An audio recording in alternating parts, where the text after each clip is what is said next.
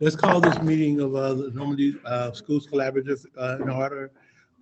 If we could stand for the Pledge of Allegiance. I pledge allegiance to the flag of the United States of America and to the republic for which it stands, one nation, under God, indivisible, with liberty and justice for all. All right. At this point, we're at 2.01, public recognition.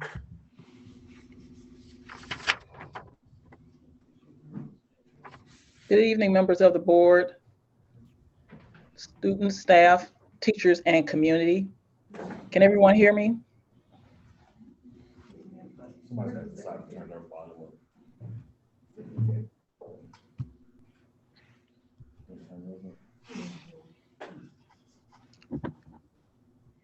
Can everyone hear me?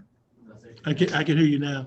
Now, it's my understanding that Yvette is joining us by Zoom.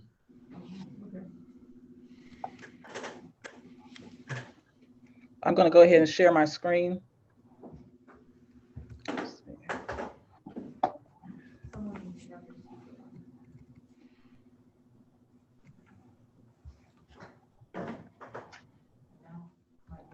Can everyone see the screen? I can hear you, but if you're sharing your screen, we can't see anything. Can't see it.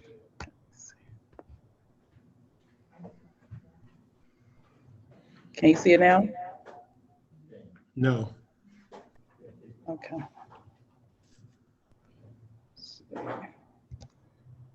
Go back. Let me try it again.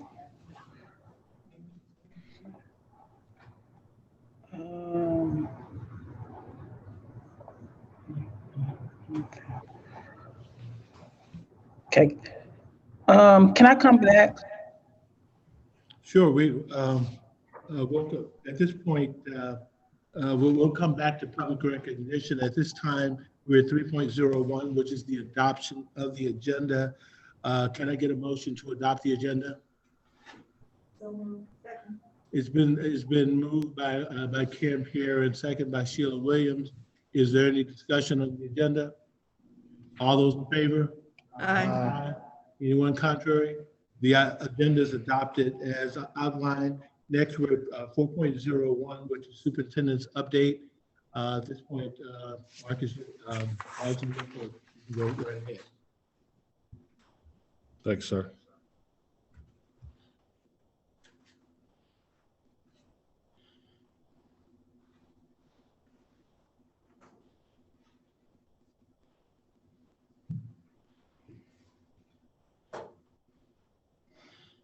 Okay, I see it in the room. I don't see it on the Zoom.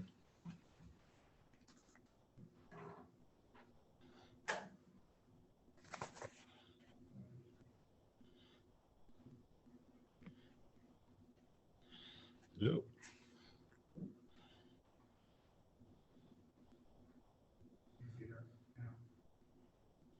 Yeah, that's fine. It's kind of in split screen mode, but we're rolling from there. I want to give you an update on a few issues. First is the West Hall cafeteria. As you know, we jumped in with our renovation project on the high school at West Hall. Teacher vacancies, our teacher institute, our convocation, and then Rock the Block. While we were doing our renovation in West Hall, as you might know, one of the major parts of revamping the high school is making sure that the cafeteria is safe and secure and hygienic for kids to eat. A significant portion of the ceiling above the north end of the new cafeteria fell in from the third floor. We did have engineers out immediately to determine why that happened. And from what we can tell, that was going to happen inevitably, which is another reason why we just can't go 30, 40 years with deferred maintenance because it puts our kids in jeopardy. So fortunately, we were doing this project and folks were on site to take care of these issues. There was no exposure to asbestos or any other contaminants in the debris that fell into the cafeteria. Ceiling's been replaced. Things have been cleaned up, but the cafeteria is delayed until the Tuesday after Labor Day, which means for just about a week and a half, we're going to have to do something else from a catering perspective with our high school students, and our food service folks are already working on a plan to make that happen. I am over the moon about our new kitchen manager at the high school. I think he's going to do a phenomenal job. And so they're standing up a process to feed kids at Viking if necessary. But I think you're going to find the new cafeteria space to be very dynamic. Currently have 19 teacher openings. When last we spoke, we were just, I think, above 30. We've got staff working to cultivate our pool of talent. We've got a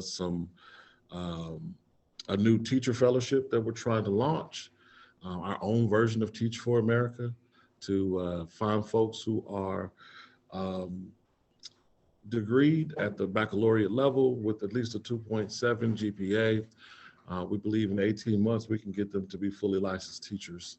And so instead of hiring permanent building subs who wind up being misplaced in front of our kids, this really puts a person with the same kind of credential on track to be a fully licensed teacher with the support of our folks in curriculum and instruction and some of our lead teachers who've been training in our taxonomy. So we're excited about that. And we're thinking about a building substitute plan as long as we can get those employees fully licensed down the road. So once upon a time, we had a different kind of building sub routine where folks did not have a bachelor's degree and could not be certified to be teachers, but we're thinking through a different approach for that. I'm gonna keep you posted as that evolves. As part of our Teacher Institute, we're certainly rolling out new curriculum in English language arts and mathematics. We have a different culture playbook that we're rolling out to our team. There's embedded time for staff to get ready for kids to return. But I just can't say enough about our first convocation. The reflection I got from staff members, from teachers to bus drivers, was there was something spiritual about being able to be in the same place, and that they connected with the vision, the strategic plan, the mission of the school district in a very different way. We had it at Anheuser-Busch Theater, at the Two Hill Performing Arts Center. We talked about our organizational imperatives and our district strategy, and we invited in a keynote speaker who, I don't want to put it mildly, held the crowd in the palm of her hand. She talked about her why, and I think that was really important for folks from food service to family and consumer science to really contemplate why they do this work and why they come to the table. Our final convocation will be August 20th at noon. We'll serve lunch from noon to 1. And then that staff meeting will end at 4 o'clock, same place at the Anheuser-Busch Theater from 1 to 4. And so you're definitely invited to be part of that conversation. You've heard me say on many occasions that kids are not just going to magically reappear in our schools, that we're going to have to go and get them. And prior to this year, our enrollment activities really didn't kick up until about middle of August, and we didn't have solid enrollment numbers until somewhere around October. We started that process way early this year. We started calling families at the end of June. We started doing home visits in July for folks for whom we did not have firm phone numbers or response to mail. And right now we're sitting at about 2,800 students and enrolling new students on a daily basis. I'm gratified by that because I think we're at minimum stabilizing enrollment in our school district when you've heard Phil prognosticate for months and months and months to at least a 10% decline. I don't think we'll see that this year.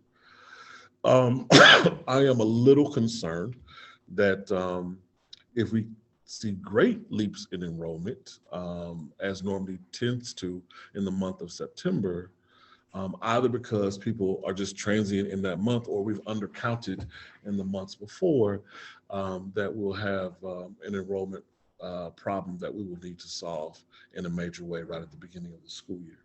So we'll definitely keep you posted. You know, when we see 15 kids enrolling a day, 20 kids enrolling a day, that's not problematic. But we had a day 2 weeks ago where we enrolled 87 kids. And so if we continue to see that type of rebound in enrollment, then I think we'll be having very different conversations, especially at the elementary level where we have more limited capacity. So stay tuned for that. That's all I have. Any questions from the board? Any questions, Tony? Just a remark that the convocation was very well received. Excellent job on the team that put it together. So thank you. Sarah, any comment? Yeah, I'd like to echo Tony's comments on the convocation. It was amazing. I mean, it really was a good feeling, and all the speakers did a great job. Your guest speaker was fabulous, though, and she just really, you know, talking about the why really said it all. So that was wonderful. I do have a question about what delay that West Hall situation does to the overall project. Is there a bigger impact, or is it just?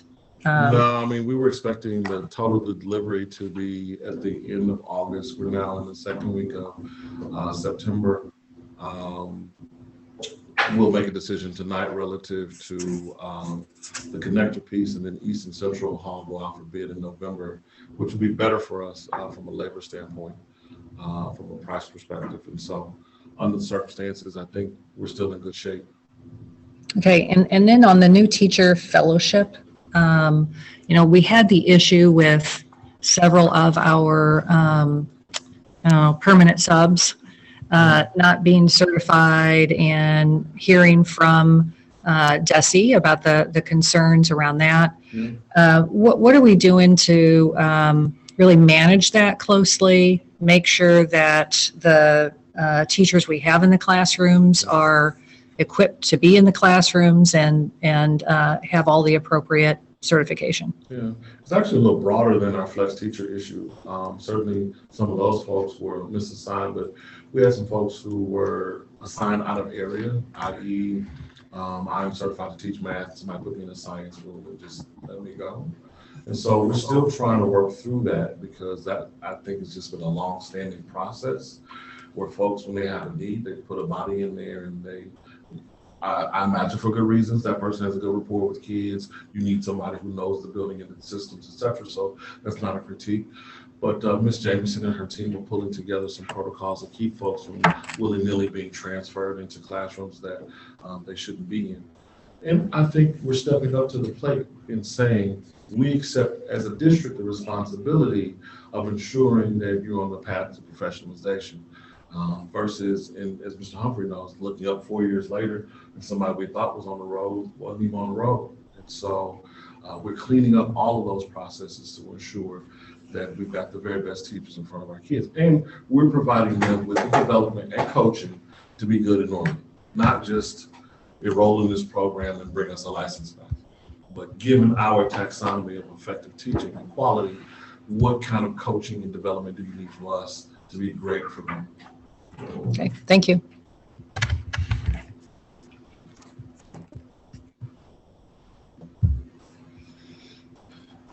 Karen, do you have any questions?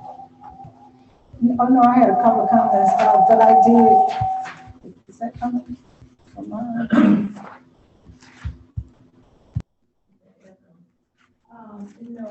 When Sarah was asking about the delay, that's what was my question, and you already answered it because of that. With the fair, what is that? What are you providing? You said that there's going to be a fair at the high school on August 21st. Who do you have there in particular? Yeah. So I actually gave short shrift to the notion of these Rock the Block programs. That has just been a phenomenal experience, for me as an educator to be with our families in their neighborhoods. First in Pine Lawn, at a great park. Thank you to our own alum, Mayor Terry Epps, for inviting us to be a part of their community. And then in Velda Village Hills, I cannot say enough about the mayor of Velda Village Hills, how she invited us in and made it work and danced from one side of that block to the other side of that block. And so that has been incredible in terms of getting the word out to folks about the need for enrollment, uniforms, vaccinations, the whole nine. So the 21st is really legitimately just getting people an opportunity to get uniforms if they need them, to get access to student vaccinations if they need them. Any kind, our IT folks will be available in the Genius Bar in case folks have had issues with their Chromebooks coming back to school. And if folks need to complete the enrollment process, they can do it right there on the 21st on site at the high school. I wondered if we really needed to do that, given that we were doing these Rock the Blocks. And then today, Ms. Pierre, we opened the uniform store for distribution, and several hundred families showed up at the same time. And so we had to reorient staff. We had to make sure that our food service folks deployed bottles of water. Our security team stepped up. The high school staff stayed over late to make sure that people could get through and process. And so I know we're going to need multiple bites at the apple, both getting people through the enrollment process as well as getting them the materials they need to start school. That's all I have. Thank you. Ms. Sheila, you have anything? Yeah, I just wanted to reiterate about the convocation. It was great. The speaker was tremendous. Anybody who didn't get a chance to experience that really missed something. I also want to reiterate and reinforce the Rock the Block. It's been wonderful. Being on the street with the families, meeting them, talking to them. It's just been really, really good. Thank you for that. Mike, you have anything? Yeah, just a quick question on enrollment. Do we have any early numbers, idea, guess about how many students may not be coming back based on transfer requests or whatever, request for transcripts or something? Yeah. So when we say 2,800 approximately, we've scrubbed those numbers. That's just, not just students in, but that's students out. Folks we So the contacted numbers and you were said- given were net number? Yes, sir. Okay, cool. That was really what my Yes, question sir. was. Yes, sir. But it's so new to us that we have to continue to watch it because, you know, and Phil could probably speak this in a way that is even more eloquent than I could. We just didn't know until we knew. And so we know that the numbers are solid. We weren't at this place last year. Last year, the buildings had one number, central office had a different number. So we feel good that we're on the same page, but we're starting to wonder, what does that mean that we have stabilized, and are we going to see an influx coming down the pipe?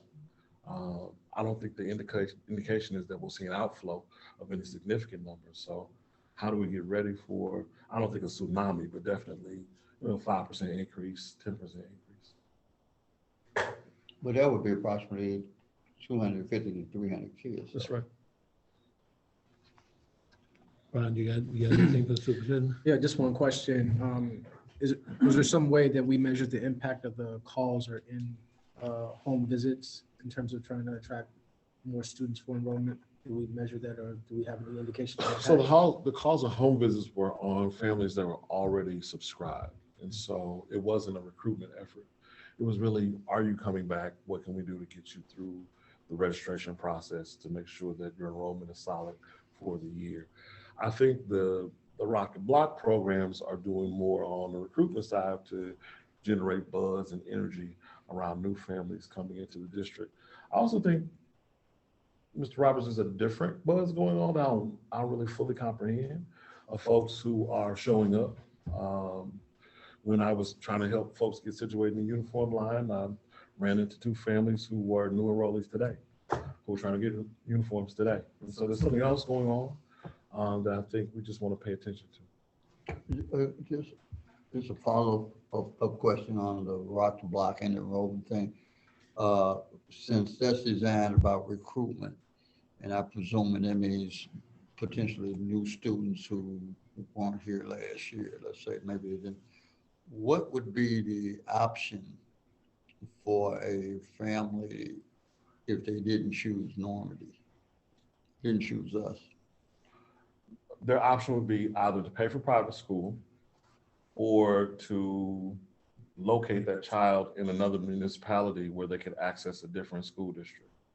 But if you live within the confines of the 23 municipalities that serve Normandy School District, Normandy Schools Collaborative, this is your option. Okay. So with that, I was going to say, round up the usual suspects, either private school or registered at my grandmother's house or something. That's right. So then what becomes, if somebody's going to go to private school, they're going to go to private school. And if for some reason somebody decides it's more convenient or whatever to locate outside, and it could be about, who take after school care and a whole bunch of reasons why people do that, had nothing to do with us. So what is our enrollment challenge, since we kind of or the only free option? Do we have any research on that or whatever? Well, I think, you're talking about a school district that was 6,000 kids prior to the elimination of Normandy School District and creation of collaborative. I think we had tremendous reputation risk around not just the district and its performance, but whether or not the district would close at some point.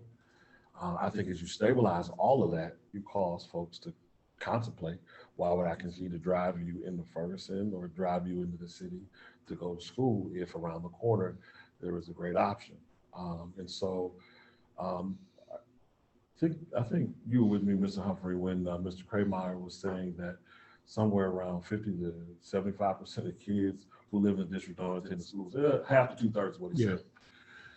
I don't understand that because I don't know where that data comes from in terms of school-age children who don't attend our school district. That was kind of what I was trying to comprehend, because I understand the first two options that you said. It makes all the sense in the Yep. world. So I was just trying to figure out where the fall off comes from, Yeah. And I think, some of what we're seeing is the ending of Normandy paying for kids to attend other school districts. And so, we certainly continue to get requests from people who would like for us to continue to pay for Clayton, to continue to pay for other school districts. And it is not our policy to continue to do that past what our obligation was previously. So we'll see some kids come back because it's that time for them to return, or their younger siblings of those kids who don't have the option of attending out of school district.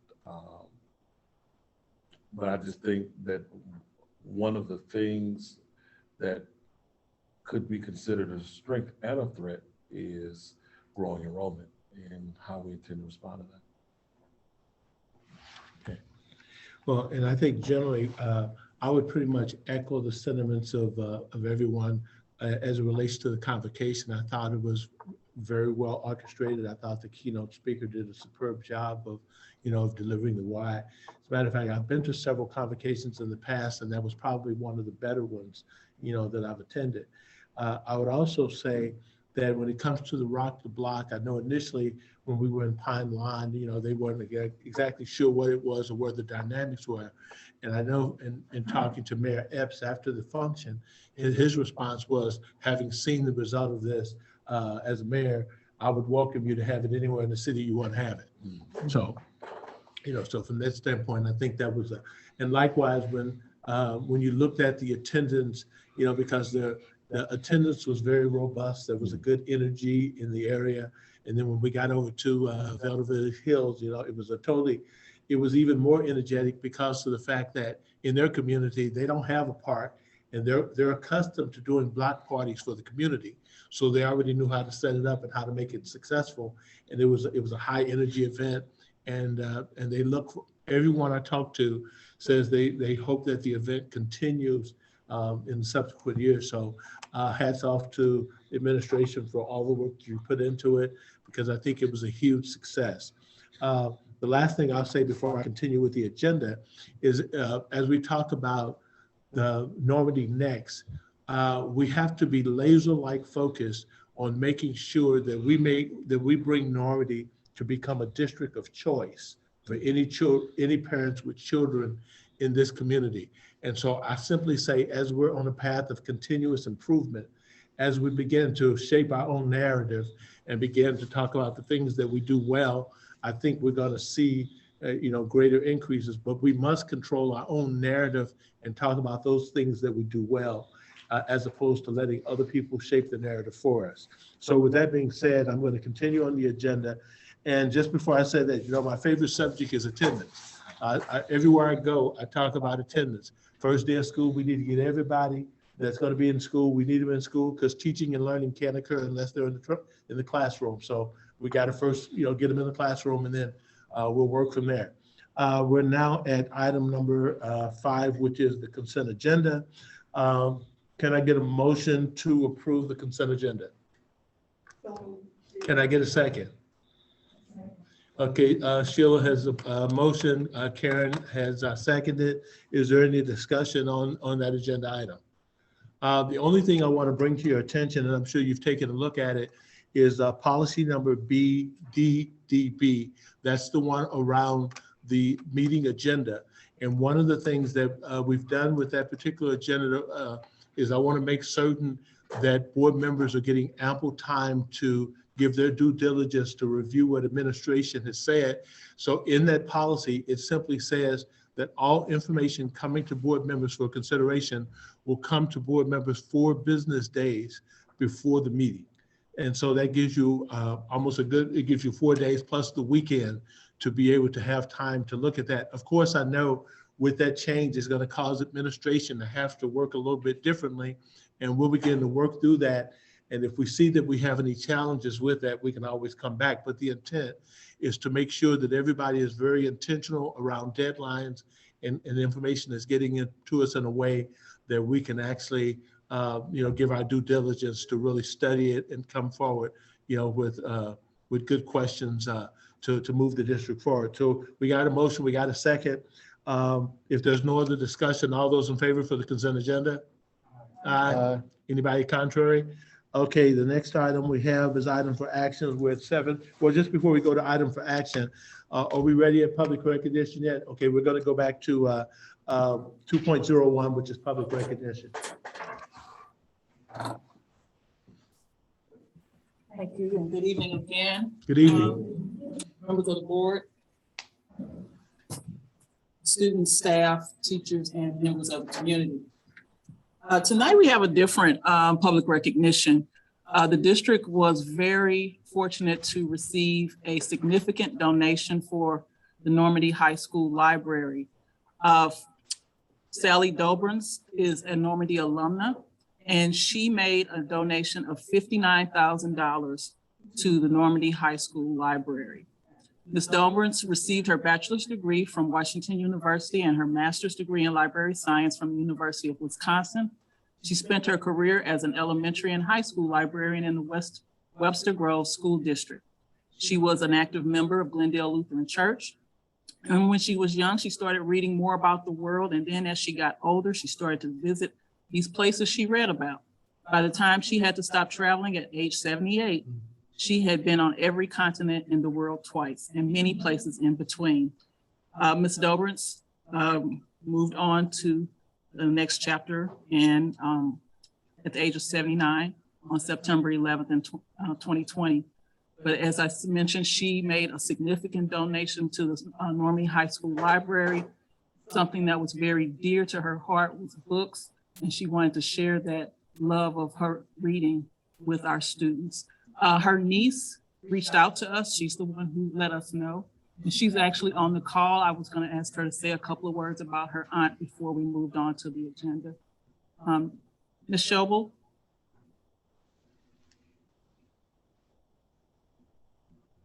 Can she hear me? Yep, can everybody hear me? It is, she is. Perfect, okay. Yeah, she's a attendee. Yep, so, Ms. Schobel, can you hear us? yeah, I can hear you. Can you hear me? No. Can somebody turn their volume up?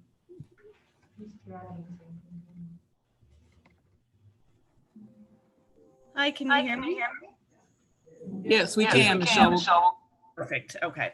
So thank you all so much for, allowing me to jump in on your school board meeting tonight. It is truly my honor and my pleasure to be here. My Aunt Sally, she was such a phenomenal lady, and she would be tickled pink if she were here today to have been able to give this gift to you herself. She attended Normandy High School, and this is really where she got her start. She had such an intense love of books and learning that it was such a pleasure for me to be able to, pay this forward to your school district and have you use it for your library so that other kids can have the benefits that she did of learning about the world and then hopefully being able to travel to it too. So, it's just such an honor that I was able to, send this to you out of her estate. She and I talked about this a long time, many years ago, and she was looking so forward to giving this gift. She was a huge part of my life. And I miss her very much, but this is such a pleasure to be here. So thank you so much. Thank you, Ms. Schobel, and thank you, family of Sally.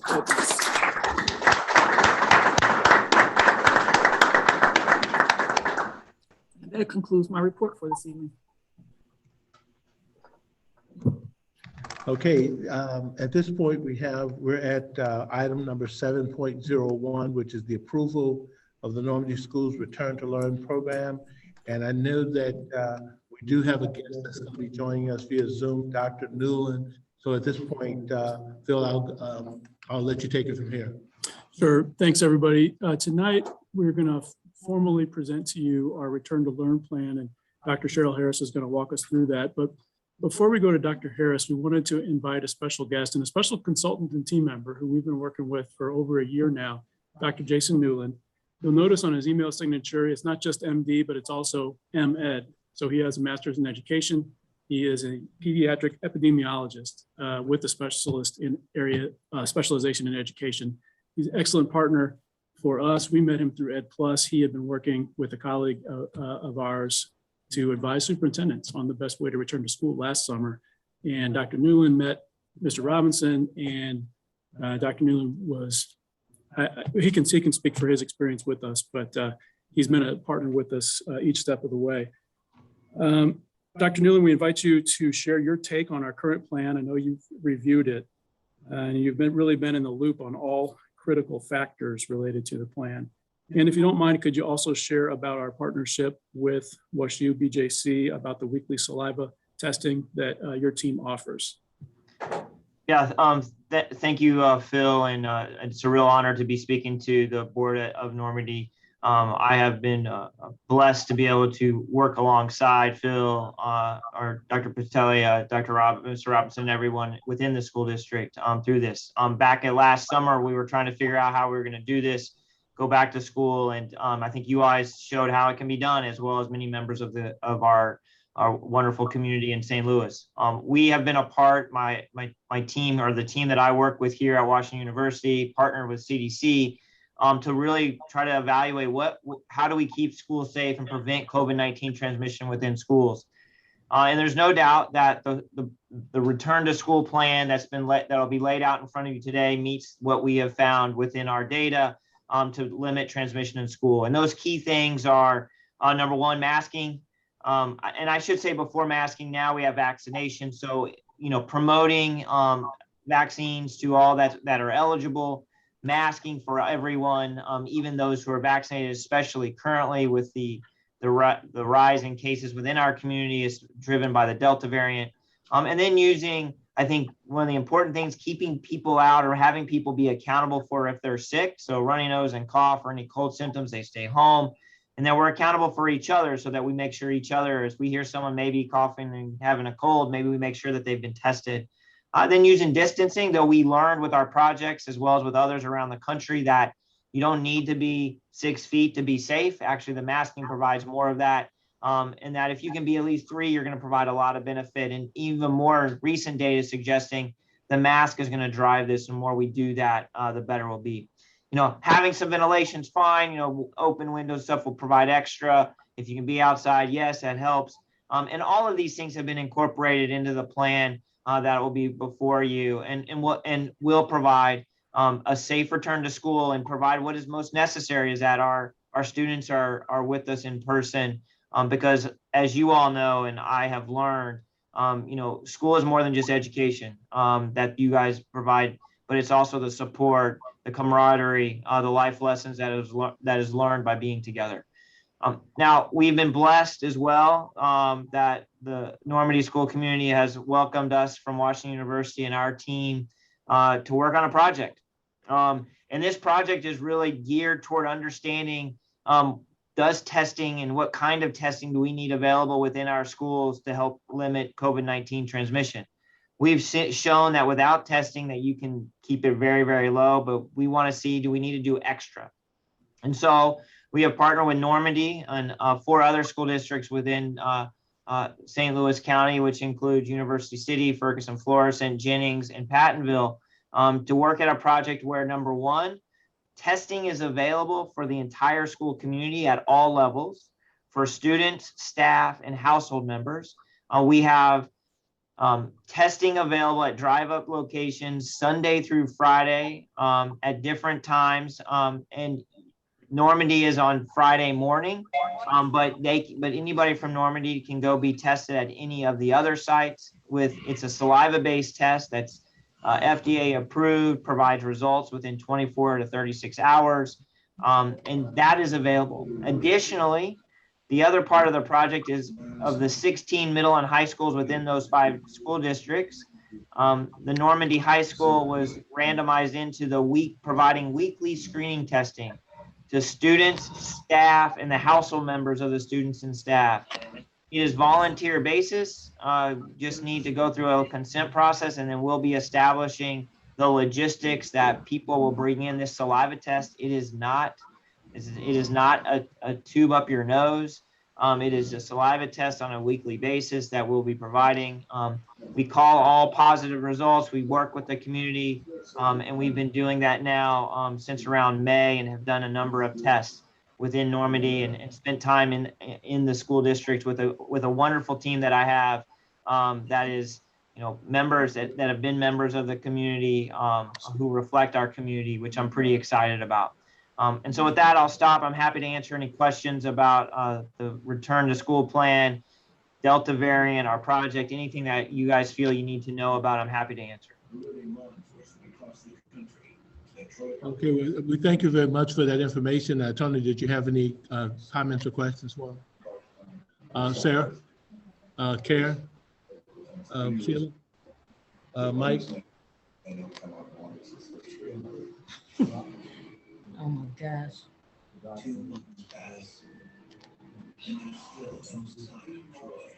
I can't even hear him. Make sure your mic's turned on. Thank you. As I said, I don't know if this is a question for Dr. Newland or for the superintendent. How much do we know at this point about the status of staff returning vis-a-vis vaccinated versus non-vaccinated? And do we have, or will we have any idea prior to the start of school, the level of vaccination among students who are eligible?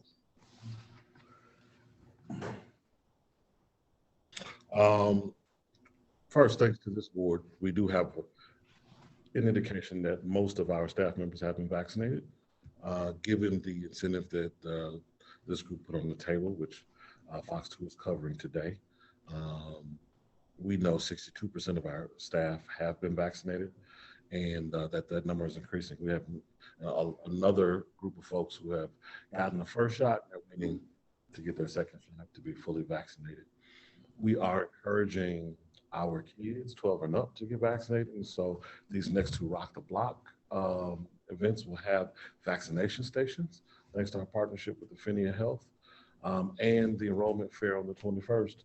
We'll also have an opportunity for our kids to be vaccinated as well. Will we do any messaging around that? I mean, I don't want to say push it, but to push it. Yes, sir. Absolutely. We want to get as many people vaccinated as possible. I think the thing this board will have to decide at some point is, will Normandy Schools Collaborative require vaccination of employees at some point? None of the local school districts have taken that step. Some have taken a more strident position as to who is covered should they be diagnosed with COVID-19, i.e. if you get vaccinated, then the district will cover your quarantine. If you're not vaccinated, then you have to take your own personal leave time. Some groups like St. Louis University have taken the step to say every student, every staff member must be appropriately vaccinated before returning to campus for the fall semester. Where we want to fall on that continuum, I think, is for this group to decide in terms of how hard we want to push on vaccination. Well, just as a follow-up to that, because I agree that's a profound question. Is there a plan to present us with the opportunity to debate that and what it means to do one thing versus the other? You know, kind of even meaning ahead of time as opposed to the horses out the barn doing now we got to run and catch it to do something. So on something like this, you know, nobody knows if they're gonna get it 100% right or wrong, but I'd like to be ahead of it as opposed to behind it. So what's the staff thinking on how to manage Yeah, this going forward? yeah. I mean, you've hit the nail on the head. How do we manage um, Dr. Newland's notion, the American Academy of Pediatrics, CDC's notion that kids need to be in person versus folks who are legitimately terrified, not just of COVID-19, but of the vaccine, what that could potentially mean for them, their health, etc. And so what we wanted to do is to measure the impact of the incentive. Right now, we know 62% of our people are already there. We want to see then what happens in the next wave in a couple of weeks when we count the cost again to see, based on the first wave of incentives, how can we go from 62 to whatever. And then I think that's the time to have an appropriate conversation. If in those 3 weeks only gone from 62 to 67, then this board needs to have a conversation about what the next step is, which is to potentially say to some staff members, by October 1st, we expect everybody to have a vaccine. That's meaningful. And I ran into a grandparent at Rock the Block who has 12 kids in our district. And all of 12 of them are asthmatic. And so she is saying, why don't you require it? Because I'm afraid for my grandbabies. And what I said to her was, I think our board is sensitive to what you're talking about. We want to incentivize people to do it on their own first. And then we'll take up this question of what the preponderance of evidence looks like as we get close to the opening of school. So we'll be back once we have more data. And, along those lines, safety is paramount. So I'm sure that once we get more information, we can come back. Ron, did you have something? I didn't want to overlook you. I'm sorry about that. No worries. I just as a follow-on, school is starting pretty soon. So in terms of managing the short runway and getting the information, I'm just trying to get my mind around that in terms of timelines relative to being able to address the situation or debate it. Yeah, I think we would have loved to have a firmer sense of what that staff profile was going to look like before we open. The hiccup there is if you're getting a 2-stage vaccine, we incentivized you at the end of July. You got your first dose. You won't know until the end of August whether or not, about your second dose. So we know there's some continuum of people who don't qualify for that incentive, who have every intention of coming back in the second wave. So it really just became a timing issue of when we got the incentive approved and when we put it out to our people. So we did step 1, who's already vaccinated. And then step 2 will be now who has gotten vaccinated since. And this is anecdotal, man, but I see the tide turning in terms of people who would have said 2 months ago, I have no intention of getting this vaccine. We don't even need to talk about it. To folks who, not because of our assistance, but are hearing from their families. I really need you to protect yourself and to be a part of our family for X and X. And folks have stepped up to the plate and at least gotten that first dose. And so I'm optimistic, cautiously, that we're going to see more and more of our folks being vaccinated. But we won't have that data until we get at least given them some time for that 30 days to expire. One other, I guess maybe this question is for Dr. Newland. Relative to the Delta variant, and I saw the protocols for if somebody that's been vaccinated gets it. What will be the protocols for if we have a considerable number of people not vaccinated and fill in the blank, 25%, 30%, I don't know what a tipping point would be. What's your current thinking of what we should do? Or I guess, let me restate the question better.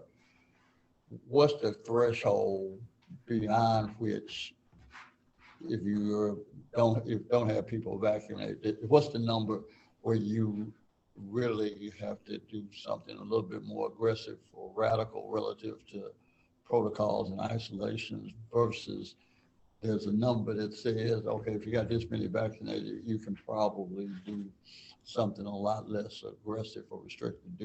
Any thought, any Yeah. conversations around? No, that? absolutely. I think right now, Mr. Jones, that we have put in place, or the protocol you have that you will review assumes is what we would have done even last year. Though what the only thing that's different is we're allowing more people to be present. And even then, I believe that the masking, keeping people out sick, having the contact tracing and stuff done is going to allow, regardless of the amount of vaccination, to still have safe school. It's not as safe as one could have it, I think, because now you're all of the masking and all those things have to be that much better. The compliance with those things has to be that much better. But this is why we've continued to advocate, why the American Pediatrics have advocated for, masking whether you're vaccinated or not, and to keep that known. And even these things like, hey, let's go have a meal together and do those sorts of things in the school, and some of these groups making sure that, look, we're going to still be thinking about our masks, or make sure no one's sick and these things. And so I think the threshold from a vaccination standpoint ends up becoming maybe a conversation about the relaxation of mitigation, not so much what we're going to start off doing, because we know with the current surge that we're experiencing, which I can tell you, I was on call in St. Louis Children's Hospital last week, and look, while I don't think that the kids are getting more sick than they were before, there's just more kids getting infected, and so all of these things in place that is in this plan will help prevent that in the schools if we can get our entire community, including our, which you guys know better than I do, but I have learned that, right, our school community of Normandy is not only the kids that walk into your school building or the staff members walking into your school buildings, but it's also the people they live with, especially when it comes to this virus, right? And that's where we're seeing it. So I guess I'm long-winded, I apologize, but the short answer is the safe return to school plan for Normandy is set up that even if you didn't have the highest vaccination rate you want, you're still going to have safe school. Okay. Is there any additional information on the return to learn plan? Yes, Dr. Harris is going to briefly walk the board through some highlights of the plan. Let me share the screen.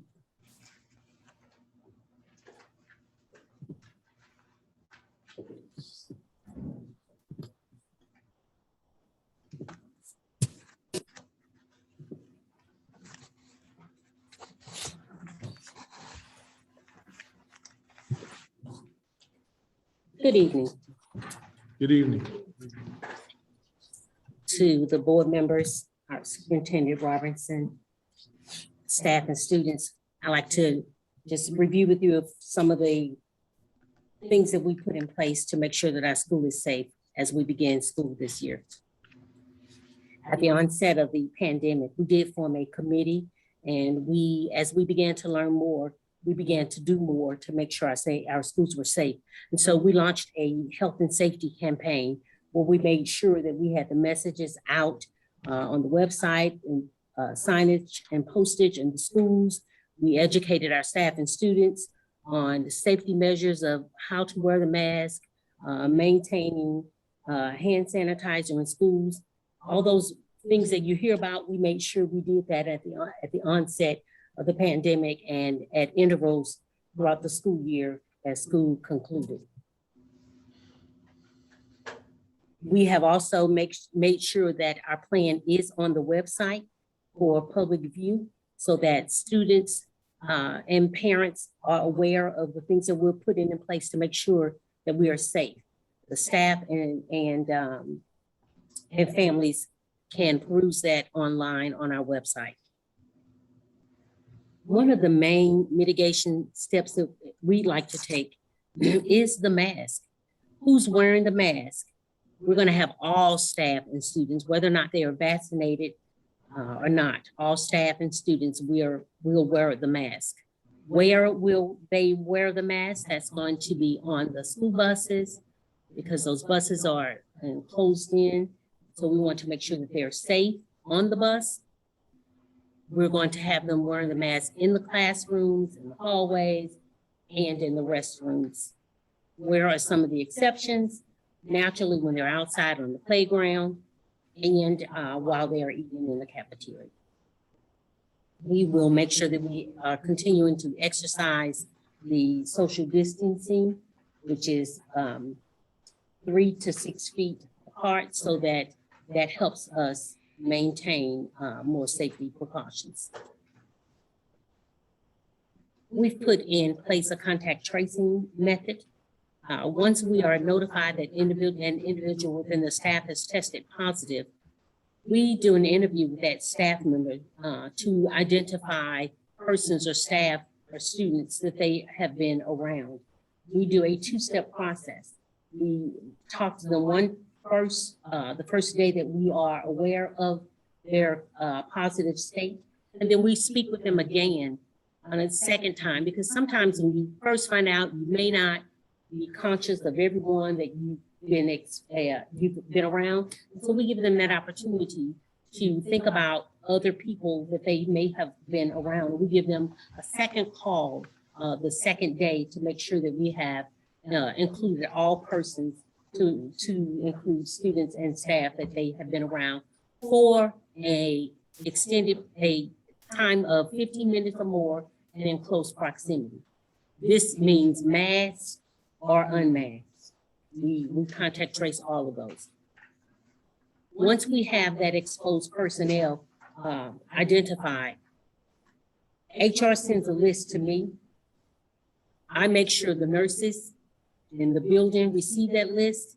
Letters are sent to those persons affected, and the nurses begin administering the rapid test. We make the test available within the buildings, and they contact those staff for testing.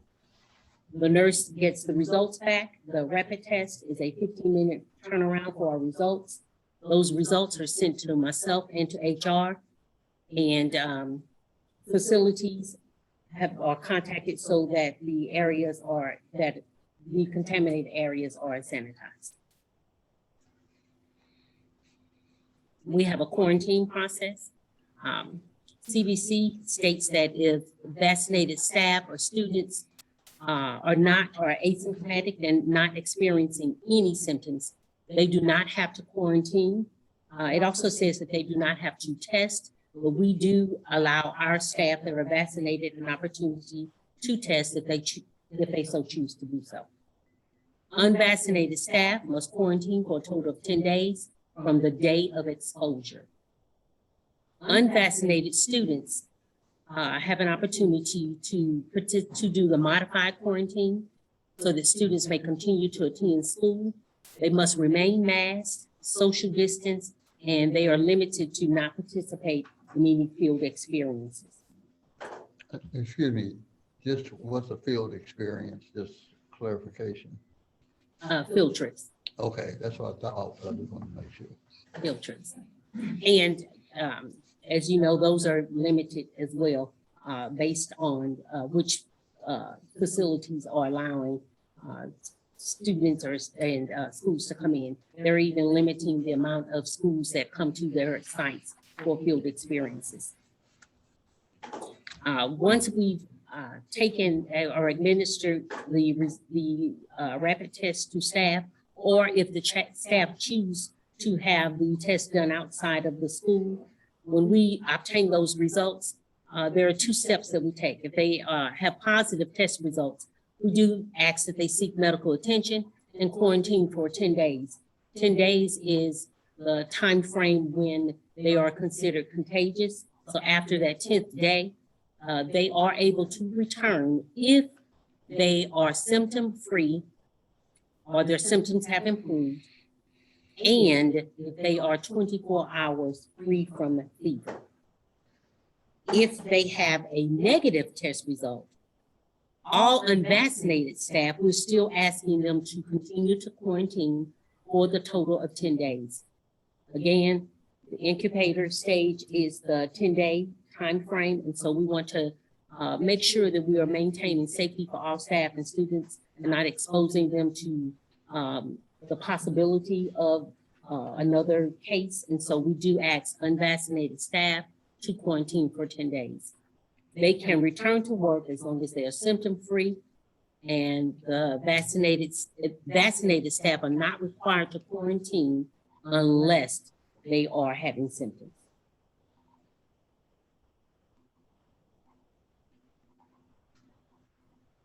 We are continuing to offer vaccines to the community and provide opportunities for our community students and staff to be vaccinated. 2 of those days are this week. FEMA is partnering with us, one of our community partners. They will be providing the vaccine at our block parties. That is tomorrow and on Thursday of this week. And again, at our registration fair on August 21st, we will also offer the vaccination shots again. I'd like to add also on the 21st, FEMA will also be offering immunization shots and school physicals for our families as well.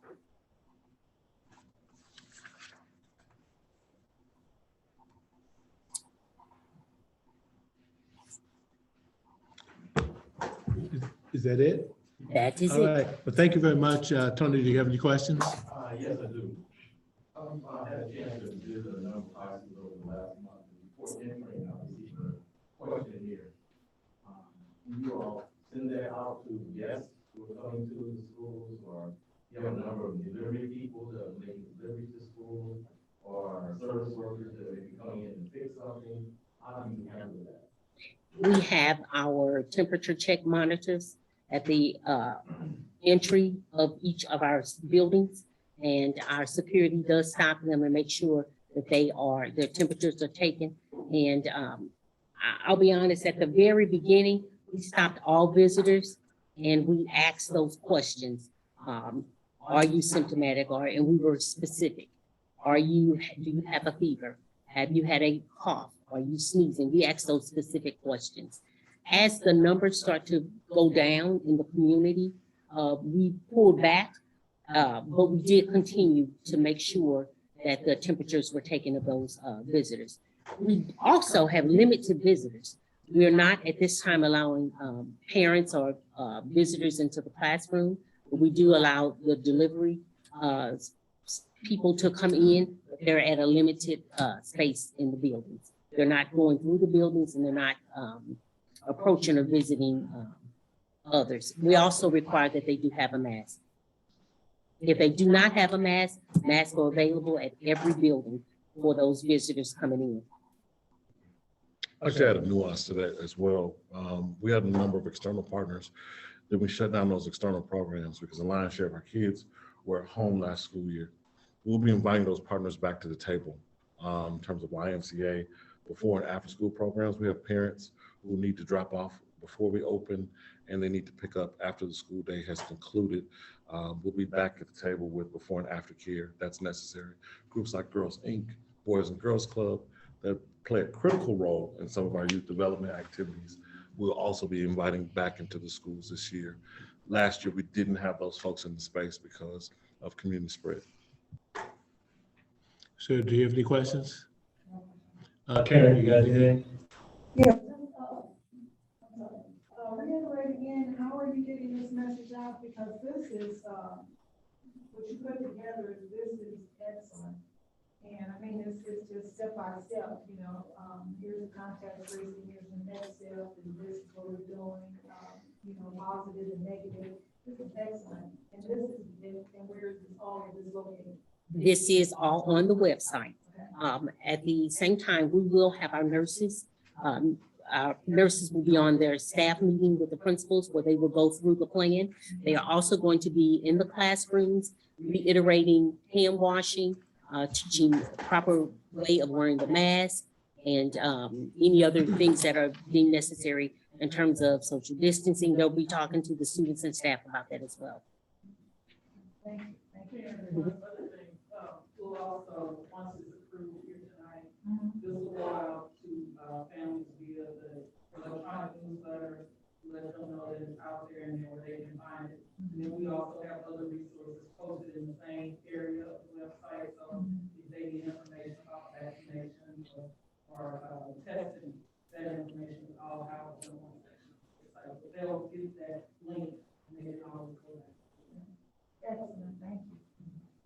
Shirley, you got any questions? You know, one thing I was thinking when we had those hundreds of people show up for uniforms, maybe we could give it to them right then. I'm serious. And then the other question is. We will be offering it on the August 21st. All right, okay, that's good. The, what was I gonna ask? Oh, I know. When we had this surge last year, wasn't there some confusion or frustration around FMLA and sick leave and all of that stuff when people had to be quarantined? Have we straightened that out? These 10 days of whatever? Well, you want to speak to that, you want HR? Well, the FFCRA Act has expired, so that a lot of the work was in to make sure we're in compliance with the legislation. With that being on, it's not complicated. The short answer. Do they have to use their sick leave if they have been vaccinated and catch it, or if they haven't been vaccinated, catch it? What is the policy now? Or do we settled that yet? Yeah, I think we're moving to be in alignment with other school districts like St. Louis Public Schools that say, if you've been appropriately vaccinated, then we will cover your time while you're under quarantine. If you have chosen not to be vaccinated, then you have to use your personal leave time to cover your absence. Okay. Mike, you got anything? Here, just a quick question. I would say, my recommendation would be that we ought to move to that rather than consider moving to that, because this is about behavior modification, and ultimately you want to say this, if you're unlucky but you're vaccinated, we got you. If you made a personal choice not to do this and you're unlucky, then you ought to be on your own. You know, you're free to choose, but everything comes with a bill. So that's number one. Number two, I think we should give, first of all, I think I agree with Karen. I think it's excellent detail. It answers questions even before they're asked. And I think maybe we should elevate whatever we're doing on this to like the front of the website, so that as soon as you come to the page, we got a COVID section that answers all of these questions that people might have, because you kind of got to know where you're looking to find it, because if you don't know that, you could easily not find it. And I think this is that important, and I think you've done a good job on it. So, Ron, you got anything? Yep. Monitoring and enforcement of this could, if not managed well, could be extremely disruptive. What's the thought around monitoring and enforcing at least the mask policy? Actually, it'd be a lot simpler than we thought 2 weeks ago when we were going to allow staff members who've been vaccinated to be unmasked. At that point, there was not universal agreement between, say, the American Academy of Pediatrics and CDC. CDC then wound up shifting to universal masking. So I think that's a much easier process to police now that you expect everyone to have a mask on, even if they've been vaccinated, whether it's student or staff. And I think it's up to department heads and to principals to make sure that that's happening appropriately in their spaces. Anything else? Okay. The return to school link is. It's on the front page. Click on it. If there's anything comes up. Now, one of the questions I have, does the school district have an app? Okay, can this document be pushed out on the app? Because that way it gets to everybody's cell phone. They don't even have to get to the website. They can simply click on the app. And then we simply just publish the fact that if you want to get, the information on the return to learn plan, just hit your phone and it's right there in front of you. So I think the easier we make it for people to access it, the better. So I would start promoting that, that app, because I don't know anybody that don't have a phone. It's hard to find someone that doesn't have a cell phone.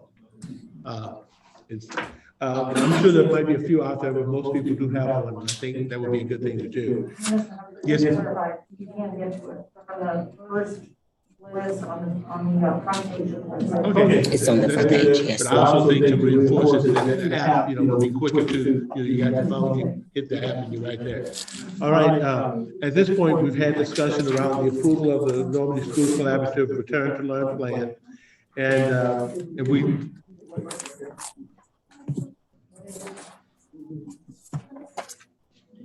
okay, I asked for a motion for the approval of the Normandy Schools Collaborative Return to Learn Plan. Can I get a motion? Okay, one of you can move, the other can second. Who's moving? Okay, so Sarah's moving, Karen is seconding. Is there any other discussion on this motion? All those in favor? Aye. Anybody contrary? The next item is 7.02, the approval of the 2021 Employee Insurance Plan. Okay, good evening, everybody. Good evening. We're going to invite up in a minute, Eric Files is going to join us, and I'm going to turn it over to him in just a sec. But just so you know, Normandy Schools Collaborative makes it available to all employees, including any employees who might not have a phone, medical, dental, vision, disability, and life insurance plans. The new plan year begins October 1st. CBIZ, Normandy's insurance broker, had reduced the cost for staff. They've helped us navigate so that staff have had to pay less in recent years, with a 5% reduction in 18 and additional reductions in 19. I'm sorry, that was reductions for the district. And the district decided to pass these savings on to staff by reducing staff costs. Those savings, though, largely were due to good medical claims data. However, the last 2 years saw poor claims history, leading to a 15% cost increase last year, which was negotiated down from 29%, and a 23% cost increase renewal bid for this year. That means if we did the same thing exactly that we did last year, the lowest bid available among the four big providers is 23% more. So that's the same plan for 23% more. So CBIZ consulted with us. We've been consulting with Sarah Foster, Marcus, Randall, and others to identify that this is the best time to move from fully insured to self-funded. As a self-funded district, we can spend just about the same amount of money, a little bit less, and make a bunch of plan improvements. When we do move to self-funded, staff will not notice the change because the network and the available tiers will remain unchanged for employees. Self-funded means we're no longer at the mercy of the insurer and its entire book of business. Instead, we're responsible for ourselves, for our own costs, and our own plan design, and we have more autonomy than we do with a fully insured plan. We'll continue to have flexibility as to figuring out what works best for Normandy, not just what UHC dishes up for us. Now, the projected cost of $3.73 million for self-funded, with these plan improvements, it's still less than the cost of renewing, as I said, with UHC. The plan improvements were based on a number of inputs. So we took in a lot of information and then decided what plan improvements to make. Some inputs included benchmark data. We looked at peer districts and what they offered and what their premiums were for their employees. Ms. Jameson conducted a staff survey about employee medical insurance and general insurance, and we used that survey data. There's an insurance committee that meets. It's a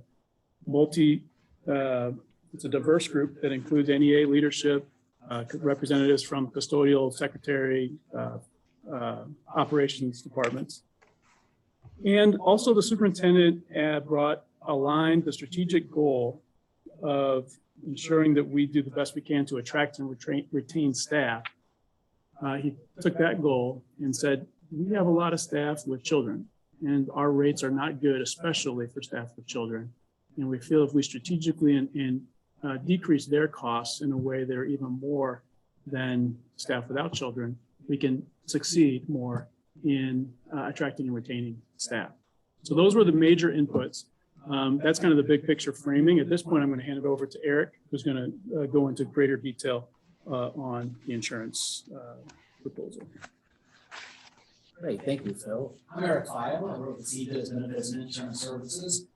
It's an honor to be here for the Board of Education, Mr. Superintendent. It's an honor to represent Normandy Schools Collaborative in the employee benefits space. So thank you for allowing us to do that. Yeah, I'm going to talk to you a little bit about what goes into effect October 1st and what we are recommending. Because our plan year starts October 1st and ends September 30th. So that's what we're talking about here, okay? I know this is not as exciting or interesting as getting getting the employees and the children back to school safely, but it is a big budget item that needs to be addressed by every Board of Education in the area. We work with 7 other school districts in this capacity locally here and over 40 in the state, okay? So do I have control of this? Okay.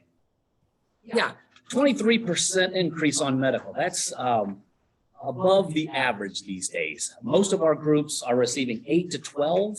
I gotta be honest, our self-funded groups are running very well. And I'd say anywhere from a 0 to 5% increase is the average that we see on the self-funding market. So we're not jumping into this recommendation haphazardly. The due diligence has been done. It is not, when you jump into self-funding from a fully insured, it is not an automatic savings or moneymaker. If your claims are larger than expected, it could be higher than the fully insured offer of 23%. But I have never had one run higher than projections. I'm usually pretty conservative. Our actuaries are very conservative on their estimates. So that 23%, just to put it in context, represents about $650,000 to $700,000. It's a pretty big increase compared to even what you're paying now as a district of about 2.6 million. Okay, so this is the kind of money we're talking about. You're going to see a lot of numbers on a per employee per month basis because our enrollment is actually varied from 450 employees covered under the program all the way to about 380 currently. So that's the fluctuation. So I'm going to deal in numbers that are on a per employee per month basis a lot through here. You see a PEPM perhaps.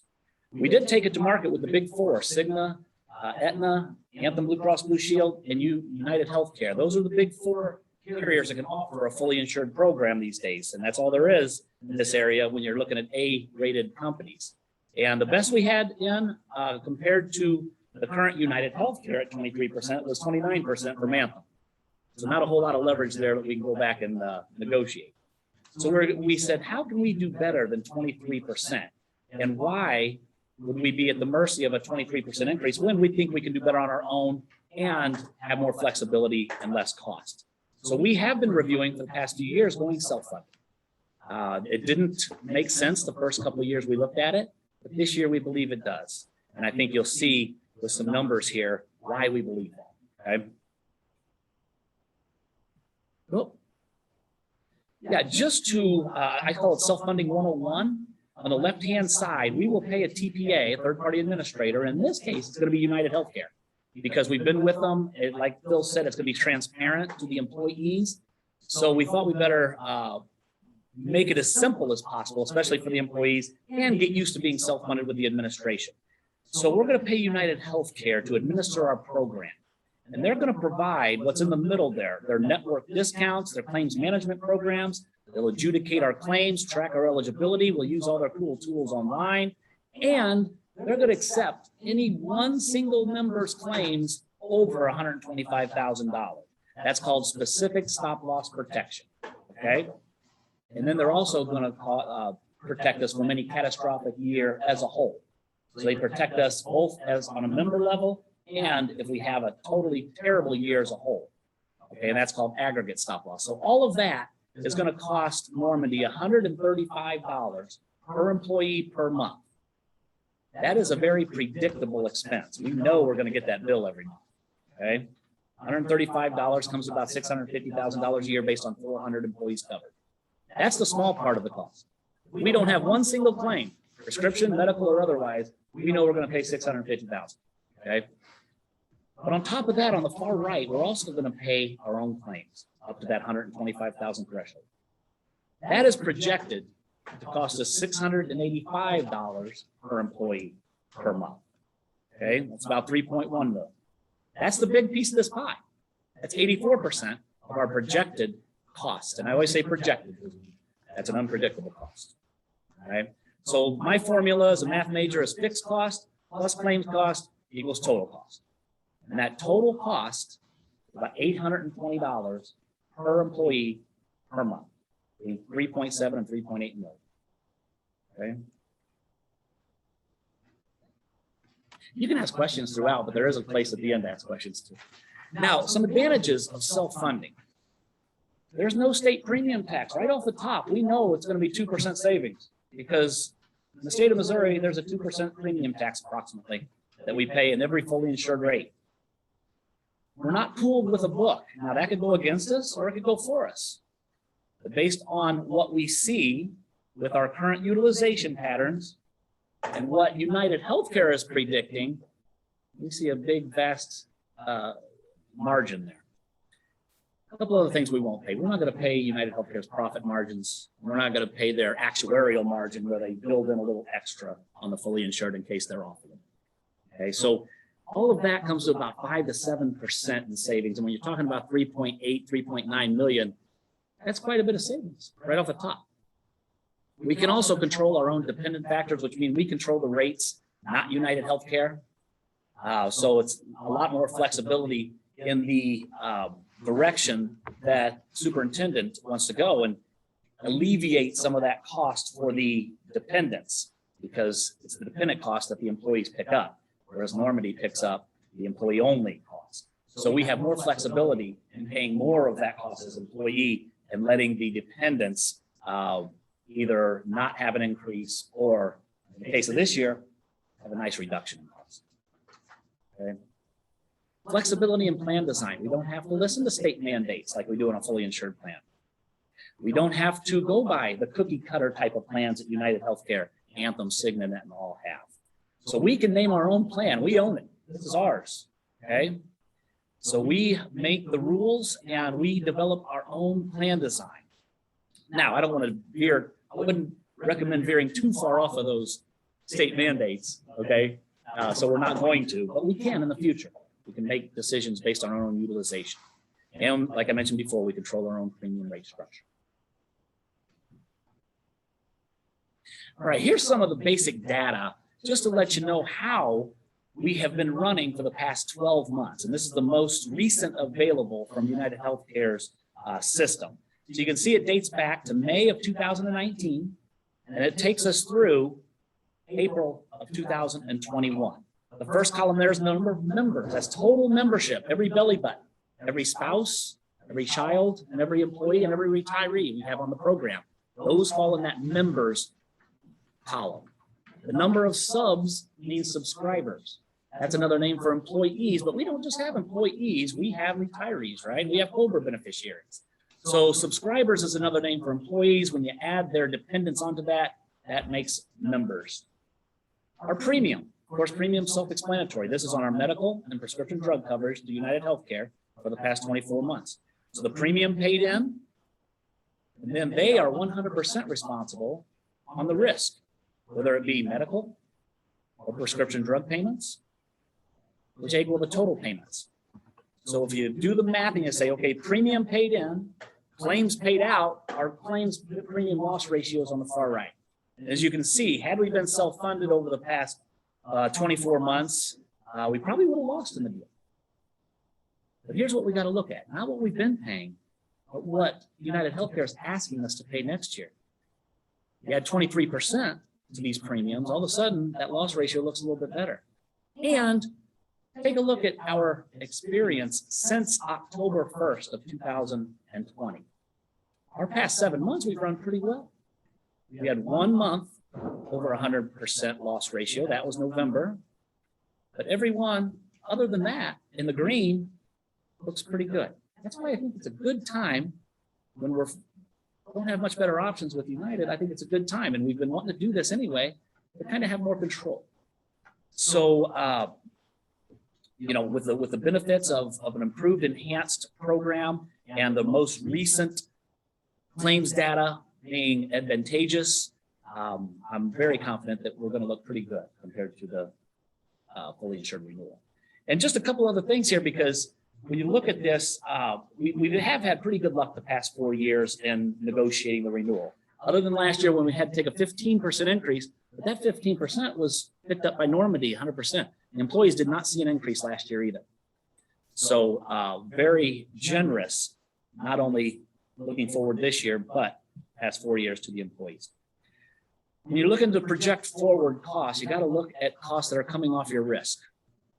We know by looking at the claims information that $550,000 of our claims could be dedicated or caused by COVID. Our average inpatient hospital stay across the board with a COVID ventilator is $40,000 to $50,000. Okay. I don't know the details of how many folks we had. We don't get that kind of detail. We will when we're self-funded. But being fully insured, we get a certain amount of information on the claims, not a whole lot of detail. But we do know that 550,000 can be attributable to COVID. We also know our two largest risks, our two largest claims in the past 12 months have fallen off our risk, no longer on our plan. So since 10/1, just to put it in numbers, since 10/1 renewal, our claims cost has been $532 per employee per month. Our premium cost has been $674. So had we been self-funded just since then, we would have made a little bit of money and had that in our account instead of giving it all to United Healthcare. The renewal on a fully insured premium basis was going up to $829. So when you do the math, our self-funded fixed cost, remember that fixed number we talked about earlier at 135? We take that 829 minus 135 and say, where's our break-even point with claims? And that number happens to be 694 in this scenario. Our current claims are 532. They would have to go up over 30% for us to lose in this deal. Now, is it impossible? No. But it's probably, it's not probable. Let's put it that way. Some of the other advantages of self-funding are on the right there. Detailed financial analysis. We have an 8-page monthly report where we will let Normandy know exactly how we're running. We will identify any trends on a month-by-month basis. We will compare it to the premium coming in, costs going out, what's coming into our insurance fund. So there's never any surprises. Okay, quarterly detailed claim reviews, annual reviews with the carrier, United Healthcare. So a lot of advantages being self-funded. We can also start to really dig into each component of our program individually, like prescription drugs. Prescription drugs are about 30 to 35% of our overall cost now of the claims. So we need somebody with a keen eye and experience to look at those. And a lot of groups are carving that out from the carrier now on a self-funded basis. And we can do that. We've done it with a lot of districts and other self-funded employers, but we have a whole unit dedicated to prescriptions. We have a whole unit dedicated to actuarial services and a whole unit dedicated to well-being and wellness. So that's, as you can see, it's a dollar for dollar now. It's not so much United Healthcare paying our claims. It is Normandy. We're all in this together. So hopefully the employees can be communicated and educated to make the appropriate decisions where necessary. Some of the enhancements that we have built into the 10/1 renewal, on the standard PPO plan, we have 3 plans offered to each employee. On the standard PPO plan, the out-of-pocket max will decrease from $5,000 to $4,000. The employee co-insurance, that is their portion once the deductible is met.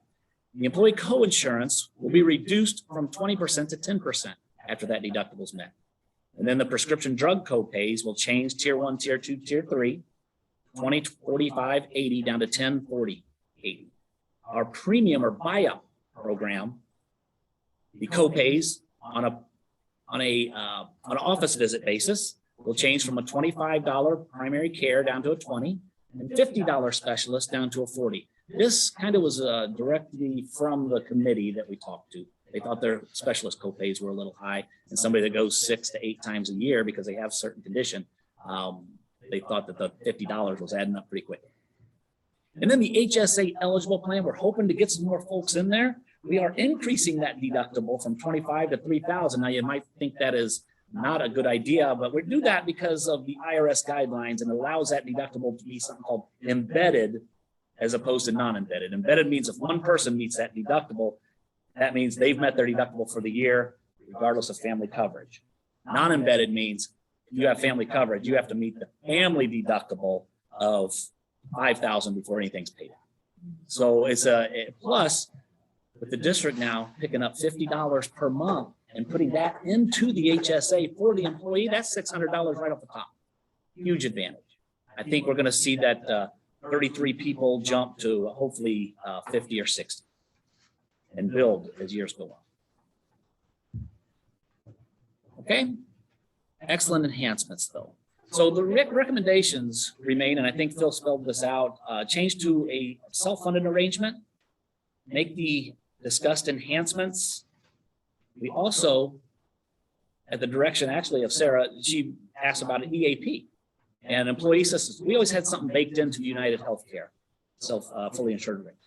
Kind of, like I said, anything that's free of charge is usually what you get, free of charge. This is a full-blown employee assistance program, which offers counseling, financial services, legal services, and it is through a company called PAS, one of the largest in the St. Louis area, personal assistance services. The dental and vision plans also have enhancements included in it. Of course, the cost on dental and vision isn't nearly what it is on medical, but nevertheless, they are improved. And we also renew our life, disability, and worksite programs with United Healthcare with no plan or rate changes. And last but not least, we are already in talks of establishing a broad and inclusive well-being program that we're going to roll out January 1st of 22. And we thought that deserved its own campaign and communication effort. We're going to focus on the cost-driving diagnosis in our plan. And it's going to impact, the goal right now is to impact 10-122 premiums. If they meet certain criteria, maybe they can reduce their premiums further. All right, thank you. All right. Well, thank you very much for that presentation. Tony, do you have any questions? Sarah, you got any questions? Just one, and Phil and I talked about this a little bit, that prescription carve out, that's on our agenda for next year? Something we'll look at next year. Yeah. Because we just didn't have the time for the analysis, quite frankly, this year. Yeah. That again, there's a lot of games played with that, rebates and so forth. But it's definitely on the agenda. Well, within the self-funded plan, you get those rebates too. You see those, the transparencies there. Of course, I always say the insurance companies aren't in business to lose money. That's why self-funding, in the long run, is going to pay off. It's not a money maker every year, but on the long haul. And a big piece of that is that prescription. And will you be looking at any multi-employer coalitions that are available in the St. Louis area? We're self-funded. We can look at coalitions, but most of them are called captives. So we definitely will look at captives, but we're not going to look at anything like an Ed Plus or No. CSD, because those are all fully insured programs. I mean, the whole overall concept is self-funded, but they are fully insured when it comes to the district level. But yes, we will look at captives also. Absolutely. All right. Yeah. No, I think you've done really nice work on this, and looks like a good plan. Special thanks to Sarah for her time and energy behind the scenes helping us navigate to get here. Thank you, sir. Karen, you got any questions? Shirley, you got any questions? No, I don't have any questions, but you said that I'm fine with the plan. As long as Sarah's giving her okay. Mike, you got any questions? Yeah, Sarah asked my question for being on a rebate on both pharmacy and network, but I'm just curious, did you take a look at loss runs over the last 3 years, and what do you think United Healthcare got coming through the back door of I would say, in general, they're not complaining. The last 2 years, I think you could see by that loss ratio, they didn't make out. Yeah, they didn't make a whole lot of money on us the past 2 years. Okay. In fact, they probably lost some money, but they're getting money in the back door with those rebates too. That's why I put it together. The rebate, that's just the front door that the squares know about. That's the people who pay the premium, but the hustlers get it out the back door. Yeah, it's very difficult to pinpoint them down. They won't give us exact reports on how much rebates we've generated. Well, I was just asking you. Yeah. My experience. Professional judgment and kind of knowing the industry. They probably broke even with us the past 2 years, made a lot of money on us the previous 3. Okay. Yeah, I would say they didn't lose money on us the past 2 years with the rebates. They did not lose money. They didn't lose money. All right, Ryan, you got anything? No question. Okay, the only thing I'll say is I'm sure from an employee standpoint, anytime you can provide a better insurance program for staff, it's well received. So I'm sure, given time, that the staff will appreciate the work that went into providing a better plan. With this being the case, I'd ask for a motion to adopt the approval of the 2021 employee insurance plan. So moved. We got a Second. motion by Tony. Do I have a Second. And Sarah seconded. We got a motion and a second. Is there any discussion on the motion? Any additional discussion? All those in favor?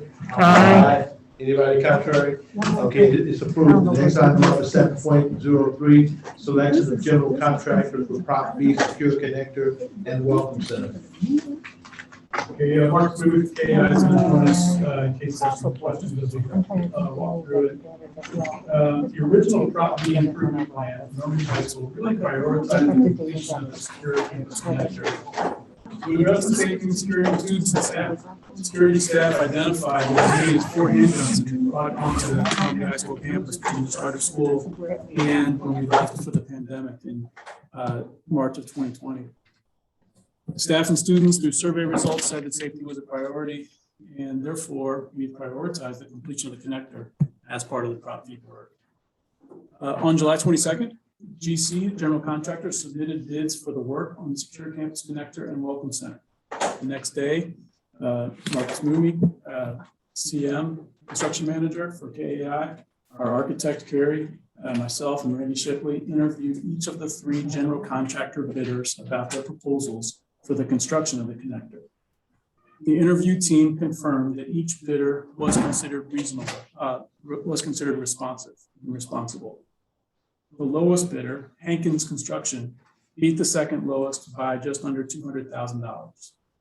In addition, the selection committee left the interviews with Hankins with an impression that the firm is committed to meeting their minority business enterprise, women's business enterprise goals, and to complete the Prop B work by September 15th of next year, 22. On your stack of papers there, Hankins has provided signed letters of intent to participate with the minority business enterprise and WBE subcontractors as they indicated on their bid proposal form, all pending your approval of the contract. Hankins' goal of working with 25.4% NBE subs meets Normandy's stated target. We've checked Hankins' references and received favorable recommendations from, including a public entity in the 24-1, the Northeast Fire Department from Chief Randolph, as well as school district facilities leaders. Normandy has determined that the connector building directly meets the ESSER requirement as improvements to enable operations of schools to reduce risk of virus transmission and exposure to environmental health hazards. So we have applied for the $3 million in ESSER 2 funds to cover these improvements, and DESE approved that $3 million request on August 5th. The selection committee unanimously recommends that the board approve the selection of Hankins Construction as our GC for the connector. Of course, before bringing this recommendation to the full board, Ron Roberts has been closely working with Mr. Robinson and myself and the team, and has had his eye and has been asking questions along the way as well. The overall contract amount is $9.75 million, funded through Prop B bond proceeds as well as ESSER funds. At this, do you want to add anything or no? At this time, are there any questions for either of us? Tony, you have any questions? Sarah, you got any questions? So the general contractor on the current work is right? Correct. And so is there any, I guess, understanding as to how they came in lower this time? Was it the specific work that was being done, or how do you explain that difference? I think the difference looked like their subcontractor makeup. Maybe the loaded shows, look particularly like it's a less expensive electrical contractor. made a significant difference in the bid. I didn't hear you. I think it was for the makeup of the subcontractor bids they decided to use. One I noticed in particular was there was an electrical subcontractor. bid. For the current work? No. That was lower? For the connector bids. Okay, On the connector bids, we required them to give us a list of all their subcontractors. Uh-huh. Or that they're considering selecting if they're awarded. And there was some differences there, obviously. One that stood out was an electrical bid. okay, thank you. Karen, you have any questions? No, I don't. Sheila, you got any questions? Yeah, I got a question. Well, I'm not gonna go no on this, no. Anyway, Do you have a question? I have a comment. Okay. Yeah, so my issue is, I don't have any problem with the decisions made by my colleagues, I trust them. I do have a problem though with using ESSER funds to complete this project. We had $29 million dedicated to that high school. These ESSER funds have a lot of allowable uses. And I haven't seen anything yet that says we're gonna spend these ESSER funds for mental health and support or activities to address the needs of students in under-resourced communities, addressing learning loss. Those would be the kinds of things I'd like to see the ESSER funds spent for. And if in fact, the ESSER funds were being used to pay for something, so we could use the capital funds for something else like a writing lab that somebody wants, or the recording studio, or the esports lab, or something like that, I wouldn't have a problem. But I do have a problem with this, that's all. Okay, but Mike, you got any questions? No, I really just follow the shield and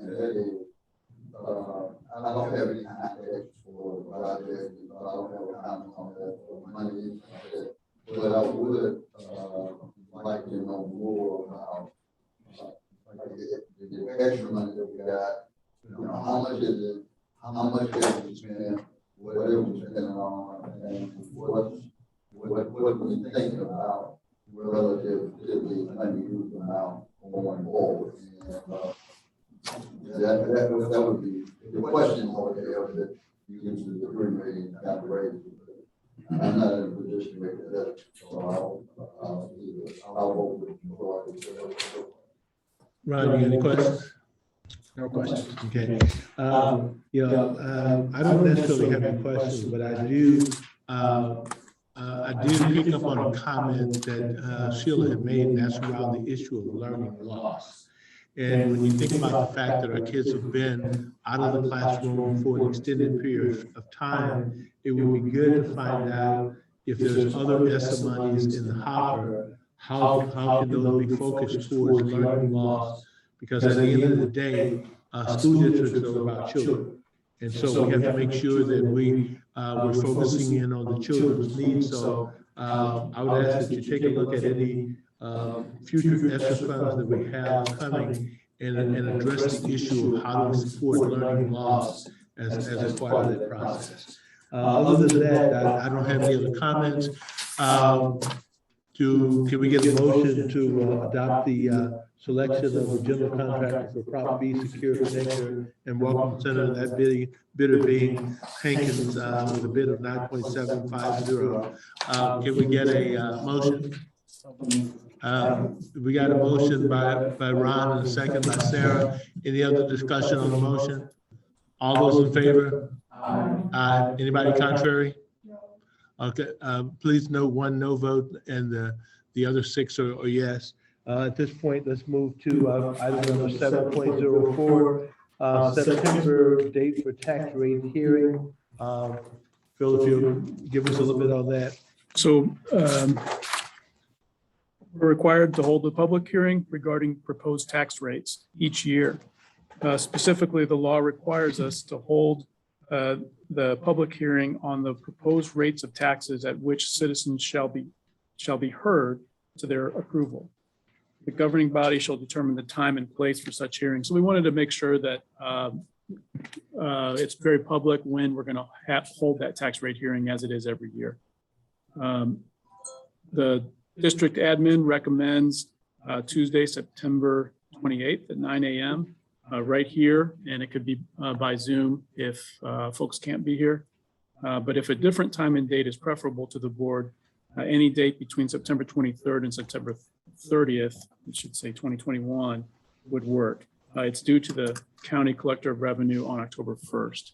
So that's the reason why it's that late, or that's the reason why it is in September. And it's late in September because St. Louis County doesn't get their final assessed valuation data until about mid-September. So if you're not in St. Louis County, you can do this sooner, but that's just the way it happens here. But with that, I would invite Mr. Humphrey or the board to discuss whether that date works and whether the board wanted to vote on it. And the board may also just decide to take it offline and come up with a date, with an alternate date.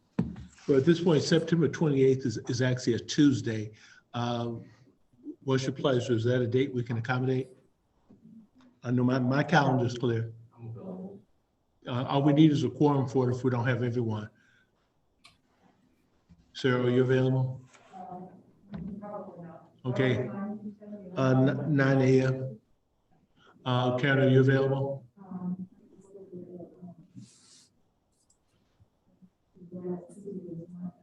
9 a.m. It'll be a Zoom meeting. Okay. Sheila, are you available? Okay. Mike, you available? Ron, you available? We do have a quorum, so September 28th at 9 a.m. will be the time. Okay, at this point, I'll entertain a motion that we would approve the date of September 28th at 9 a.m. for the tax rate hearing. Can I get a motion? It's been moved by Karen. Can I get a second? Okay, I heard 2 seconds. Who was first? Okay, Sheila has a second. It's been probably moved and second that we would make September 28th, 9 a.m. as the September tax rate hearing date. Any other discussion on the motion? All in favor? Aye. Anybody contrary? Okay, that date is established and locked into the record. Next item up is 8.01, finance update. Okay, just briefly, it should be in your, I think I'm screen sharing. I don't see it up there, but it should be in your board packet, the PowerPoint. But just very briefly, I wanted to share that this is the time of the year when the auditors are here and they're helping us kind of scrub through all the last year financial data. Real quick, I wanted to share that in general, how we thought we were going to end last year was very much close to the actuals of how we did end last year. The instructional expenses we projected in June would be about 17.1 million for the year, and the actuals look as though that is exactly where we ended. The support services expenditures, we projected about 23.1 million. The actuals were about 22.3. Some of that was due to conservative budgeting. Some of it was due to just timing. We didn't actually make some of the purchases until after July 1. And then also some of the bond related tweaks that were occurring late in the year with the passage of the bond were also some of the results of some of the changes and differences. Bottom line for the board to be aware of is that we are ending last year with 25.08% end of year fund balance. We are mindful of the long-term implications for this. And while we saw a 10% decrease in enrollment from January 2020 to January of 2021, really my prognostication for this coming year was, I don't know. The prognostication was this is a really difficult year to predict enrollment. We had 2 different scenarios that I brought to you guys in March. One was if we use the cohort survival method, and that projected about a 1 to 2% decrease. That's if we just looked at the trends over time. Another was, what if we just averaged prior years, and that projected about a 3% increase. So those are kind of the baseline spaces where we thought we might be. So far, the trends seem to be going really the right direction. And just somebody who's been here for a handful of years, I can't remember as much attention on enrollment in August and what the data is at this time of year than in any other prior year. So I just wanted to point that out, that it's a focus that's given a lot of attention to, as it should, especially from a financial perspective. The second thing I wanted to talk about was the Prop V budget update, and you can largely just see that the $3 million for ESSER was added. So our sources total is just over 36 million with the Dobrun's estate in there. And then there's also when the ceiling came down in West Hall because the building, being 100 years old, we gained about $20,000 in insurance claims that will show up as part of that as well. Final thing, and then you can see on the next slide that the expenses, there's an update on the expenses as well. It includes the increased cost for the secure connector, including Hankins' bid. Finally, I just wanted to give a bigger picture of our ESSER funding status. I wanted to kind of share with you as well as the public where we are in terms of our strategic priorities and our process for consulting, gathering inputs to help us make some decisions on how we spend our money. We've already met with the NEA UNISERV director and given Mr. Brown our plan that DESE has approved and asked for feedback on that to invite the NEA and the union to give feedback. Sharifa is working on getting out early this week a community survey that asks respondents to do a forced ranking of the 10 strategic priorities that we're looking at for spending the ESSER funds, including mental health, as well as kind of side by side with social distancing, construction and things as well, so we can get some community feedback. I've been sharing some information about ESSER priorities, and right now this is more at the big picture, but you can look for this to get more granular at the next meeting as well. I invite anyone who's viewing externally as well as any board members to share additional feedback by emailing to me directly on the screen there. At this time, our strategic focus areas for ESSER spending include targeted additional supports. So what are all the ways we can support students beyond the normal school day? What can we do with regard to tutoring, evening learning, weekend learning, summer learning, before school supports? Professional learning is a big space here. If we look to onboard our staff, we designed the calendar in a way that professional learning was a key part of what we do.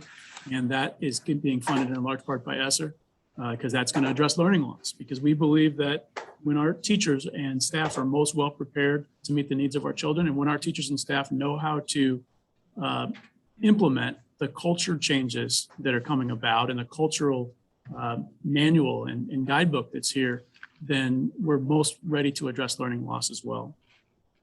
Technology, devices, and infrastructure, certainly an ongoing need as we continue to kind of level up in the ways that we serve our students there. Curricula and intervention materials, certainly they're all evidence-based. Safe return to in-person instruction, including indoor air quality. There are scrubbers, going to be air scrubbers in classrooms and on buses and in offices, as well as wider HVAC repairs and replacements. And as the board has approved, the construction related to social distancing and making sure that we can have continuity of services if we ever do need to go back to remote.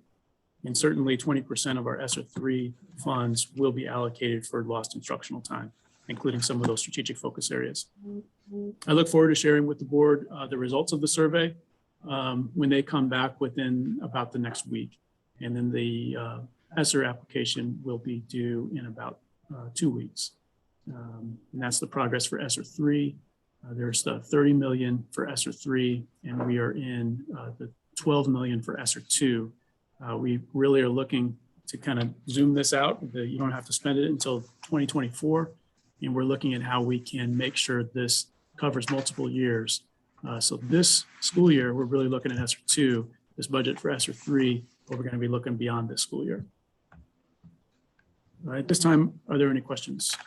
Tony, you have any questions? Not necessarily a question, but I am concerned about a plan of how we're going to better support our students moving forward around that whole learning loss. Sarah? You mentioned that total ESSER dollars for ESSER 3 is 30 million. ESSER 2 is 12. What was ESSER 1? I believe it was around 3. 3? If I remember off the top of my head. So $45 million in ESSER funds in total. Okay, thank you. Karen, you have any questions? Yeah, you said See, that's what I was trying to clarify too, was about the ESSER 2 and 3 funds. And you said that we have up until 2024 to spend this. Yeah. And so 30 mil is the ESSER 3. That's right. Okay, yeah, I'll have some more questions, but that's it right now. Thank you.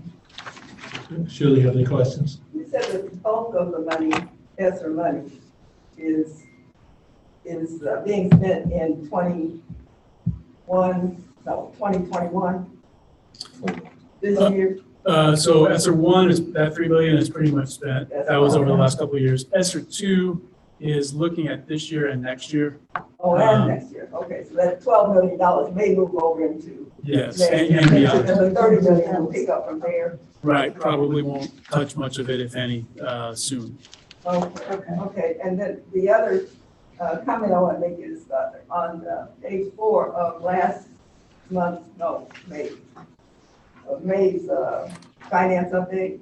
There was a lovely chart here that really talked about what money was spent, what it was spent for, how much it was spent. This was very informative for me. Okay. I couldn't argue with you one bit with that. Okay. We can do that again with an update. Please. Okay. Very good. Thank you. Mike, you got anything? Brian, you got anything? I'll just reiterate a prior point of what Ms. Sheila said, a source use statement of the ESSER funds, actuals and what you're projecting to spend would be extremely helpful. Okay, thank you.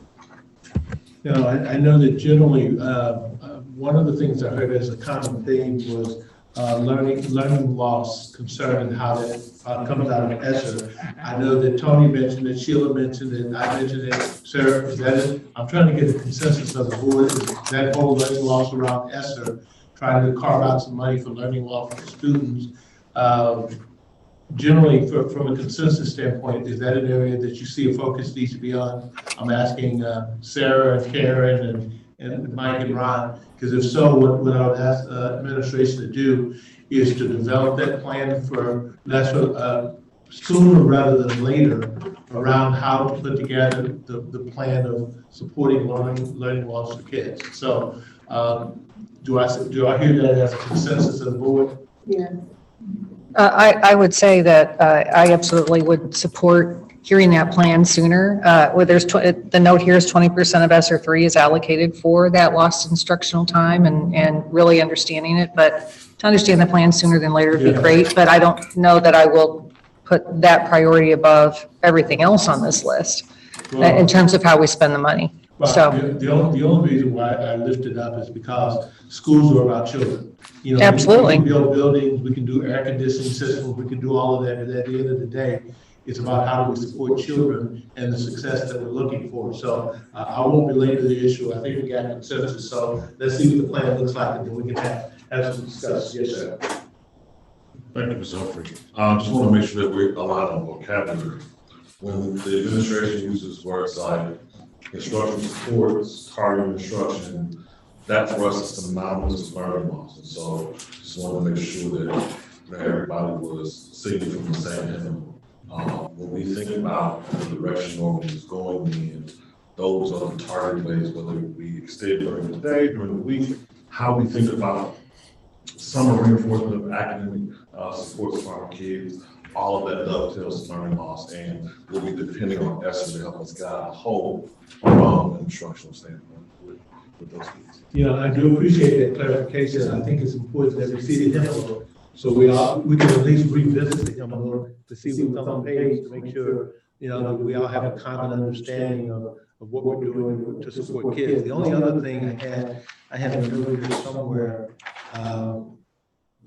that I think part of the conversation that probably coming forward, I think the board needs to actually see the professional development plan. Because I think we need to look at that and see, you know, because as a board, the professional development plan is one of our government documents, and we need to understand what that looks like in totality. It would also be helpful to get feedback as to what teachers you know, you've gone through at least one iteration of it as of last year, and being able to get some sense of, is it working, is it not working, what does it look like? So I think, you know, going forward, I think that would be a good conversation for the board to engage in, to look at that professional development plan. Well, that's for you in September. All right, thank you. I think where I'm at right now, so that was the finance update. Just. Yes, sir. Because I just wanted to check, because I excused myself there for a minute. I wanted to make sure that I hadn't missed something. So for me, it would be generally helpful when we talk about expenses, not just the list of the activity, but some kind of financial data that goes with it. You know, either this is what we had, this is what we spent, this is what we got left. Because for me, that's what a financial update is. It's the money, the numbers is much more than the category. I mean, you can categorize it the way that makes sense for you from an accounting standpoint. I just like to be able to count it once you tell me what it is. Okay, so noted. At this point, I think that was the finance update. That was an item for information. That takes us to the next item, which is 8.02, which is the construction update. At this time, we'll invite Mike Kennedy, the CEO of KAI, to join Marcus for the presentation as well. Thanks.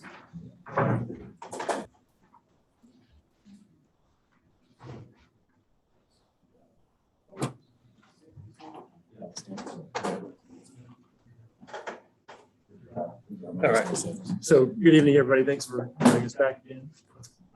Michael's joining me tonight, my collaborator for 16 years or so, to introduce a new team member on our team for the Normandy Schools Collaborative Projects, property projects. Stanford Richardson. Everyone, I'm Stan Richardson. My background is in engineering from Missouri, University of Missouri. I'm a Normandy School District born and raised. On top of that, I also have experience in the Normandy School District in previous bond program, building in at the Obama School as well. Anywhere on the high school you see a green window or door, I was physically there 3 o'clock in the morning, making sure that those are installed correctly and safely. So I may be a new face to anybody, but I've been around for a while. I'm happy to be here to connect and make sure that this rest of the school plan gets done the way we want it to. So happy to be here. Thank you for joining the team. Thanks. Connection is a perfect word too, because he's trying to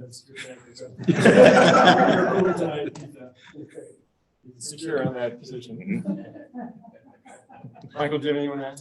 I just wanted to say, we're really excited to have Stanford on. We really love how the project moving forward. And sorry I missed the last few board meetings. I had family issues, but I was online. So thank you everybody for. I'm back now. With that, we'll just roll into our regular update. Can I also mention that Mike took it upon himself to be president on First Rock the Block, manning the KI booth and distributing much needed libation to the community. Thanks, Mike, for being a part of those. Yep. Okay, just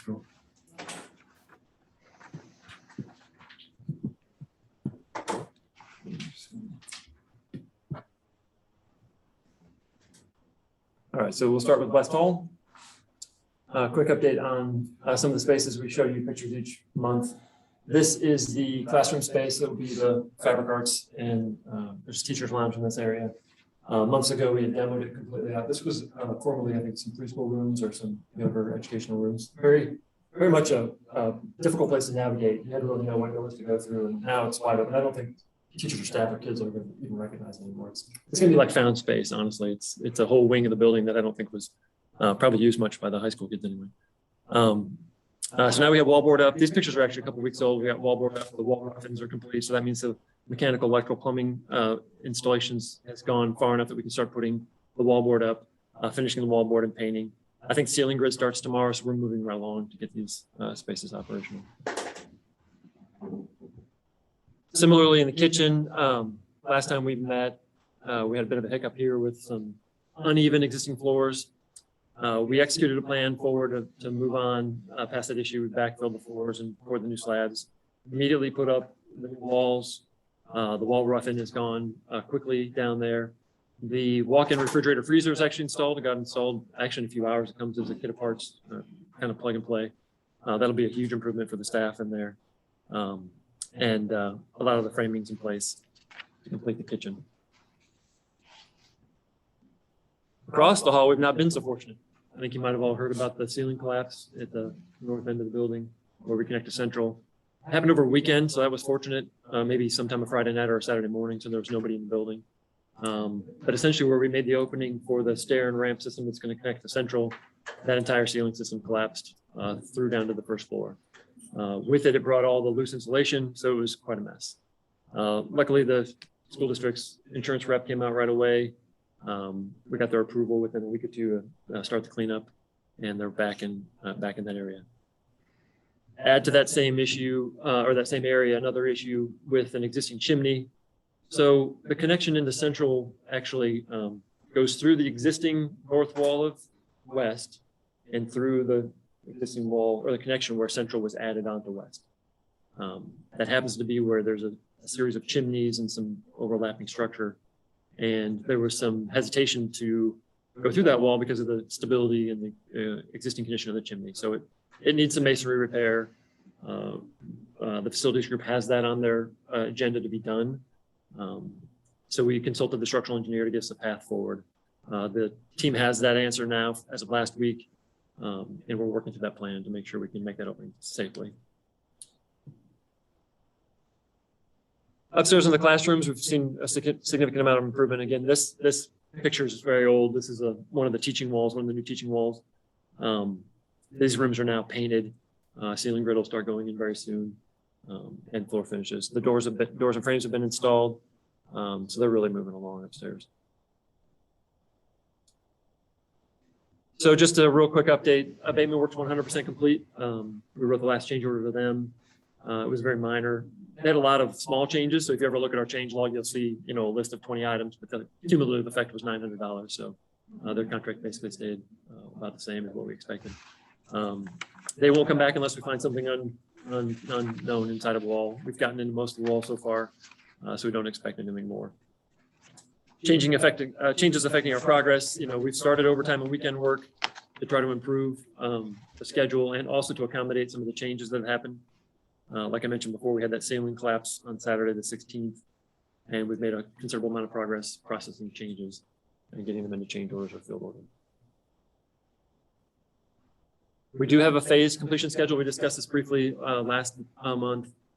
We've got a schedule we're communicating with the school staff on literally day by day what rooms will become available for final cleaning, furniture installation, turn over to the teachers, open to the kids.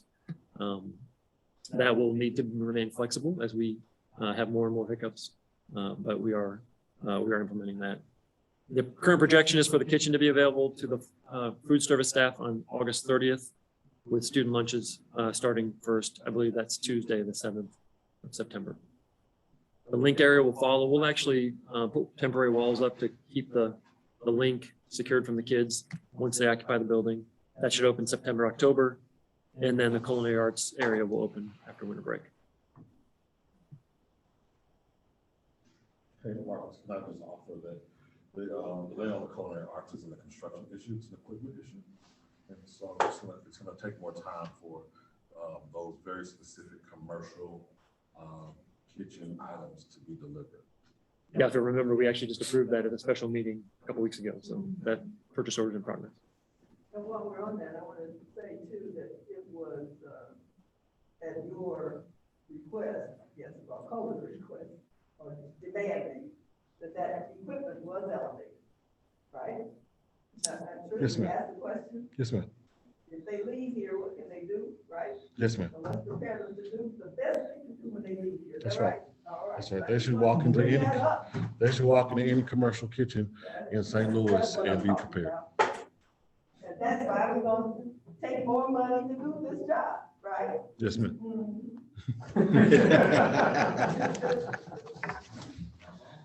Most items on this page I've already talked about. The connection to the central at the north end has caused a little bit of a hiccup and some slowdowns, but we've got a path forward now.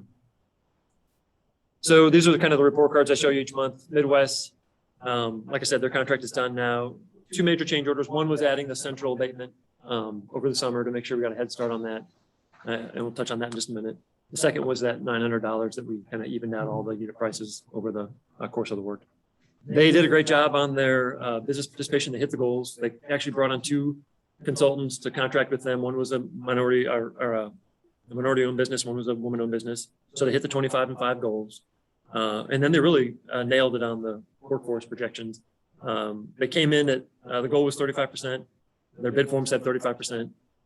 Immediately upon turning in the form the first time, they were at 42% and they ended the job at 54%. So they had a really good mix of workforce out there for abatement and demolition. So. Wright Construction Services, they're the general contractor out there. We've had a number of change orders processed with them. Dr. Bristeri listed them in the board report, so you can read through those and ask questions if you have some. Their participation percentages are here.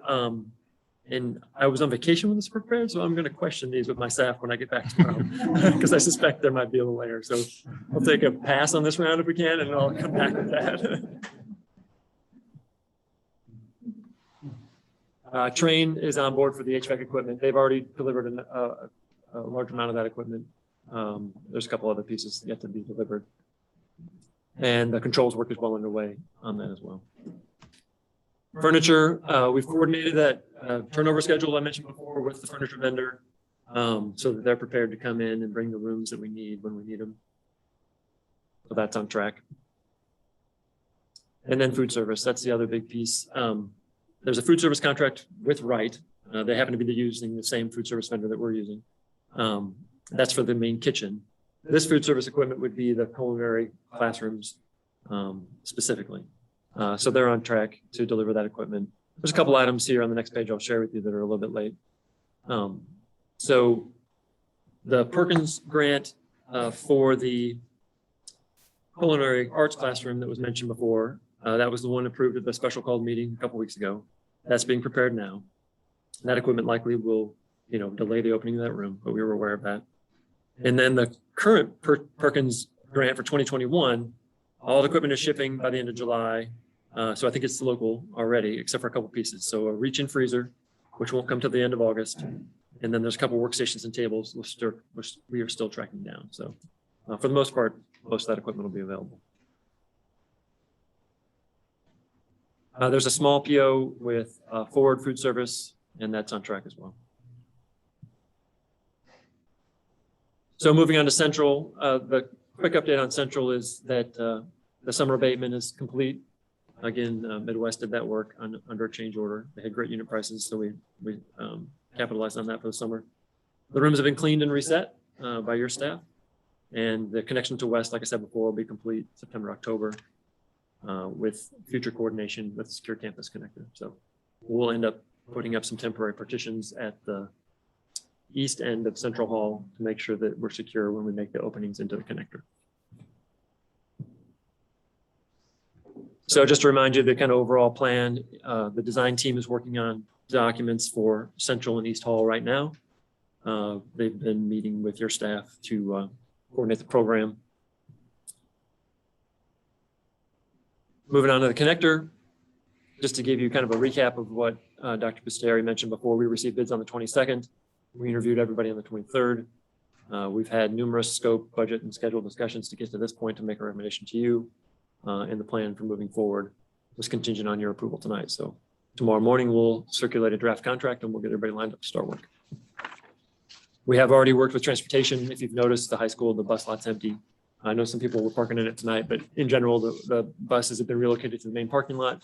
So that area is really ready for construction to start. This is just a recap of all the steps we went through. I know there were some questions last month about, the bid advertisements, the bid period.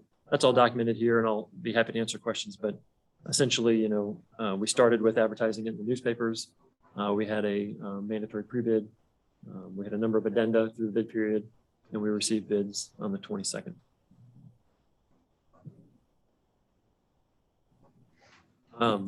We did attend, or we have started to attend some of the outreach meetings. So the last two on the 3rd and the 5th, Michael attended one, our partner with Mosaic, Roy Mosley, he attended the other. Likely one or both of those guys will be with Stan over there tomorrow night at the next one, and then we have another one on Thursday. Following that up, we got it down in the backpack enrollment day. We will now start coordinating the ribbon cutting and groundbreaking events now that that work's all flowing. So with that, I'll open it to question and answers. There's a lot of parents that are interested in their getting their kids in construction, especially the ones that weren't there to go to school, the ones that weren't doing anything. I guess that was one question that I had. Now that our students are returning, how are you going to be talking to them about? Yeah, we just have to coordinate with you guys on when's a good event for us to do something with the kids at the school or virtually, or however you guys would like us to do it. So we just need dates. We're happy to do that. So Tony, you got anything else? Sarah? No questions. Nice update. Thank you. Karen, you got anything? No, I do have one question. Other than that ceiling falling in, couldn't predict that. Is that our biggest hiccup? Well, so there's been a couple of, so the chimney stabilization, I think is, But the biggest. yeah, well, there was another hiccup. We had a health issue with our superintendent on Friday, Saturday. So he's out and we have a substitute one coming in next week. So the right team's strong. I think they've got multiple levels on the job, but I think, whenever you lose a superintendent in the middle of the job, or really at the crunch where you're pushing to the end, it's an issue. So we're working through that right now, really started communicating over the weekend on how to recover. So there's been a series of hiccups over the last week or two that have been surprises. For sure. But you're basically on track anyway. And I really appreciate your report, and I like how everything is really laid out there in a timeline and everything. So good job. Thank you. Thank you. Thank you. Julie, you got anything? Yeah, just wanted to, I saw training here about the HVAC. Are they gonna do the HVAC and the connector too and the West Hall? And I mean, are we just keeping them or are we offering that to somebody else? What's going on? My understanding is for the Prop B work will continue with the agreement you have with Train. We're working with Train to develop a system where they bid out installers, so we're not having Train do the installation, but we're using Train equipment. If you have Train equipment and controllers in all of our buildings, we can better serve all the students and all the staff instead of having to switch apps to turn the temperature down in this building versus another. And I think the question is, how can we make sure that we're spreading our funds so to not just this one entity? And so Train is working on setting up this system whereby they bid out the installation. And we'll bring that certainly Ron will be the first person in the loop on that once we get that together for Ron's feedback, and then they'll take that input. We'll influence their process, and then we'll bring their process before you guys would approve any anything that we spend money on. I only have one other thing with I know West Hall, East Hall is the oldest and grungiest place we have, isn't that right? And so I anticipate that that's going to be more difficult to upgrade. You're going to run into a lot of issues there, maybe. Have you guys anticipated that? And how much of those extra funds are going to have to be used at East Hall? I don't have to keep voting no on stuff, but I'll do it if I have to. But I just want to put that kind of stuff in context, that's all. Because I know you're going to run into things, and it's not just the superintendent keeps telling me he knows how to come in on budget and on time. This West Hall isn't, right? So I just want to, I'm telling you, we have run out of money every time. We have never been able to achieve the vision, okay, in any of these things. So KAI can do it, the superintendent can do it, and Ron can do it. Amen to that. I got my fingers crossed. I hope all of you all are right when you vote for all this stuff, okay? Because I vote no. All right, that's all I want to say. All right, Mikey, what you got? You got anything? Yes, ma'am. Ron, you got anything? Yes, ma'am. Okay. It's a lot of pressure with my name at the end of it. Well, I can go first and let you come back. No, I'll just get it out the way. First of all, thank you, Dr. P. You've been very proactive and diligent in this process to you and your staff. And great report, KAI. The only couple of comments that I have are related to the train company. When we debated their contract many sessions ago, there was a concern about the solicitation process and being a sole source versus bidding it out. We should see that process sooner rather than later because this thing is moving pretty fast. And we are targeting some of those ESSER funds to deal with stuff like HVAC. That is part of the scope of work that train is on. So we should see that sooner rather than later. To a comment that Mike made, Mike Kennedy, I think the Rock the Block events may be good opportunities for work opportunity fairs because a lot of parents also are in the trades or want to be. Yeah, that's what we were doing. We were talking to them and sending out information about build your future and how to get involved in trades and how they can get sponsored. So we gave a lot of that information out. Sure. I think on our side, our PR people or marketing people should be intentional about that taking place there because I think it's by happenstance people are. And our tent was right next to their tent, and that was a workforce tent too. So we were talking a lot and then started sharing information and getting people we should be next to each other on the next one because it's all the same conversation. And I appreciate that. So being intentional on our side and deliberate about communicating that, and because I think if people are aware of that, then there's a lot of people in our community that should benefit from these economic engines that we're and that's it. Well, first of all, thank you for the report. I think it's very clear. You know, as I was looking at the numbers when Phil was doing the Prop V update, I hope we're close to the finish line on West because I see we have $83,688 in the contingency. So I don't anticipate a budget overrun because it is what it is. So I get it close to the finish line. There's a ways to go. you got $83,000 in contingency. So you just got to be creative to get to the finish line. Because when you have limited resources, there's only so many pots you can go to. I will share in response though that when we look at contingencies, we look at the whole picture, and as soon as the ESSER money came in, we recognized that we could allocate more funds to contingency, and so I've updated that table since then, and you'll see that the contingency funds are growing for each of the spaces once the ESSER funds came in. So. Right, I can only react to the numbers. Right. So the next one though, will have a higher level. So I wanted you to be aware of that. All right. Well, thank you very much for the report. It looks like we're at the end of the agenda with 9.01 board comments.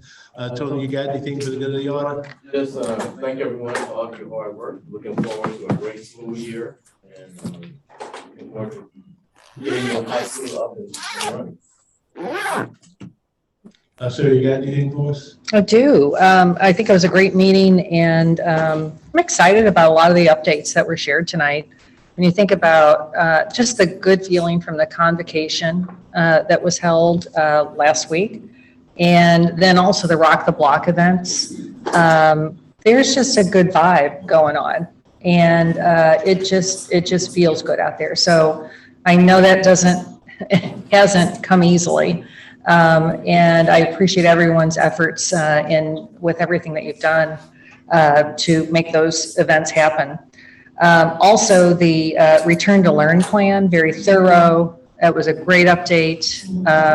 It's clear that we've got a plan and that we're executing on that plan. I think sometimes when you're dealing with the COVID situations, it's all about adherence to a plan. And so it's really creating that leadership across the organization to reinforce that adherence to the plan and that we're staying in compliance. And then I love I can hardly wait to see the finished product at the high school. And I love the updates that you all bring and the way you approach that. And Marcus, I just love your whole attitude when you are presenting, and even the double checking on the right scorecard for tonight. Like, I want to double check that. Doesn't look quite right. So thank you, everybody, for what you've been doing. And I know it's been also a super busy time for hiring, Sarah. So thank you for your 80-hour weeks. And I know you're not the only one. There are a lot of people putting in 80-hour weeks plus. Probably, but hey, I mean, it's Herculean efforts that you are making, all of you. So thank you very much. Karen, you got anything? Yes, I wanted to echo about the hiring. I know that we've had a big turnover and it's scary, but at the same token, we are attracting some new talent. So that's, that's a plus, and I'm really happy about that. And Dr. Block, thanks again for the update for the construction and everything. And like I said, getting back to that return to learning, because that's the focus on everybody's mind. It's getting these kids back in school and telling people to stop making a big deal about putting a little piece of cloth on their face. It's just a little piece of cloth. Don't politicize. It's keeping everybody safe. It's keeping our kids safe. It's keeping our teachers safe. It's keeping our community safe. So with this plan in place, I hope everyone really takes that to heart and run with it. Sheila, you got anything? Everybody's there. All of that. Mike, you got anything? Just want to echo the particular about COVID of school plan. It had the detail and it covered a whole lot of ground, and I felt informed about what we're doing about it. So I appreciate it. Rod, you got anything? Just second assistance to my colleagues. Thank you. Okay, I have a couple of real quick things. One, I would encourage any board member that can come to one of the rock block. I think you would really enjoy them. I've been to the first two. So if you can find some time just to pop in, I've stayed, a few hours, but if you pop in 15, 20 minutes just to get the tenor of it, get a chance to talk to some of the folks, I think you'll walk away with a really good feeling about the district, because all of the parents I talked to, all of the mayors I talked to, they were all extremely excited about the fact that something new was coming out of the district into the community. So I think it's a win for the district. And one of the things I think that's critically important is, as we move into the next school year, is we have to create quick wins, because the more you create quick wins, you begin to create the context for winning. And so that was one of the quick wins. I think the fact that you had 200 people standing in line for uniforms, that's a quick win. And so everywhere we can get a quick win, we need to get those, because the more momentum we get, it'll help us to get to where we got to go much quicker. The other thing I would say, I know Sarah and I had a conversation probably a couple of weeks ago. I lose track of time. And we were talking about at what point do we go back to in-person board meetings? I know right now with the Delta variant, we got to kind of revisit that. But at some point, start mulling over that. And because with kids going back to school August 25th, we want to talk about when do we want to go back to an in-person board meeting. So just kind of keep that in the forefront, because we'll bring that forward. I think the other thing I had talked to the superintendent about, we need to make sure that we're very vigilant over watching our COVID numbers as a district. So I've asked him to make sure that we get the weekly, as part of his weekly update, that we keep those COVID numbers in front of us, so that if we have to lean in with him around what we need to do to keep everybody safe, we have the most up-to-date information around that. The other thing I would say, my hats are off to the Human Resources Department, because I know that they've done a yeoman's job to go from 39 vacancies down to 19. That didn't happen without a lot of effort. So I appreciate all the work you're doing, and I know the superintendent will be ecstatic when you get to 0, because we've already talked about that. The other thing I think that's critically important as you're building out your HR systems is we need to get information around exit interview trends, because we need to understand why people are leaving the district. Because if we can understand that, we might be able to create some interventions to help with retention. So with that, that's pretty much everything I have right now. I would ask that we would, by roll call vote, go into exec session. And I thank everybody for coming out tonight. I thank you for all the reports that were made. Everything was very complete, but by roll call vote, we'll go into exec session. Tony? Yes, here. Sarah? Karen? Yes. Sheila? Mike? Yes. Ron? Yes. William? Yes. Let's take a 2 or 3 minute recess. We're gonna go ahead and we're gonna end this particular meeting, and we're gonna log off, and then we will we'll take a couple minutes break, and then we'll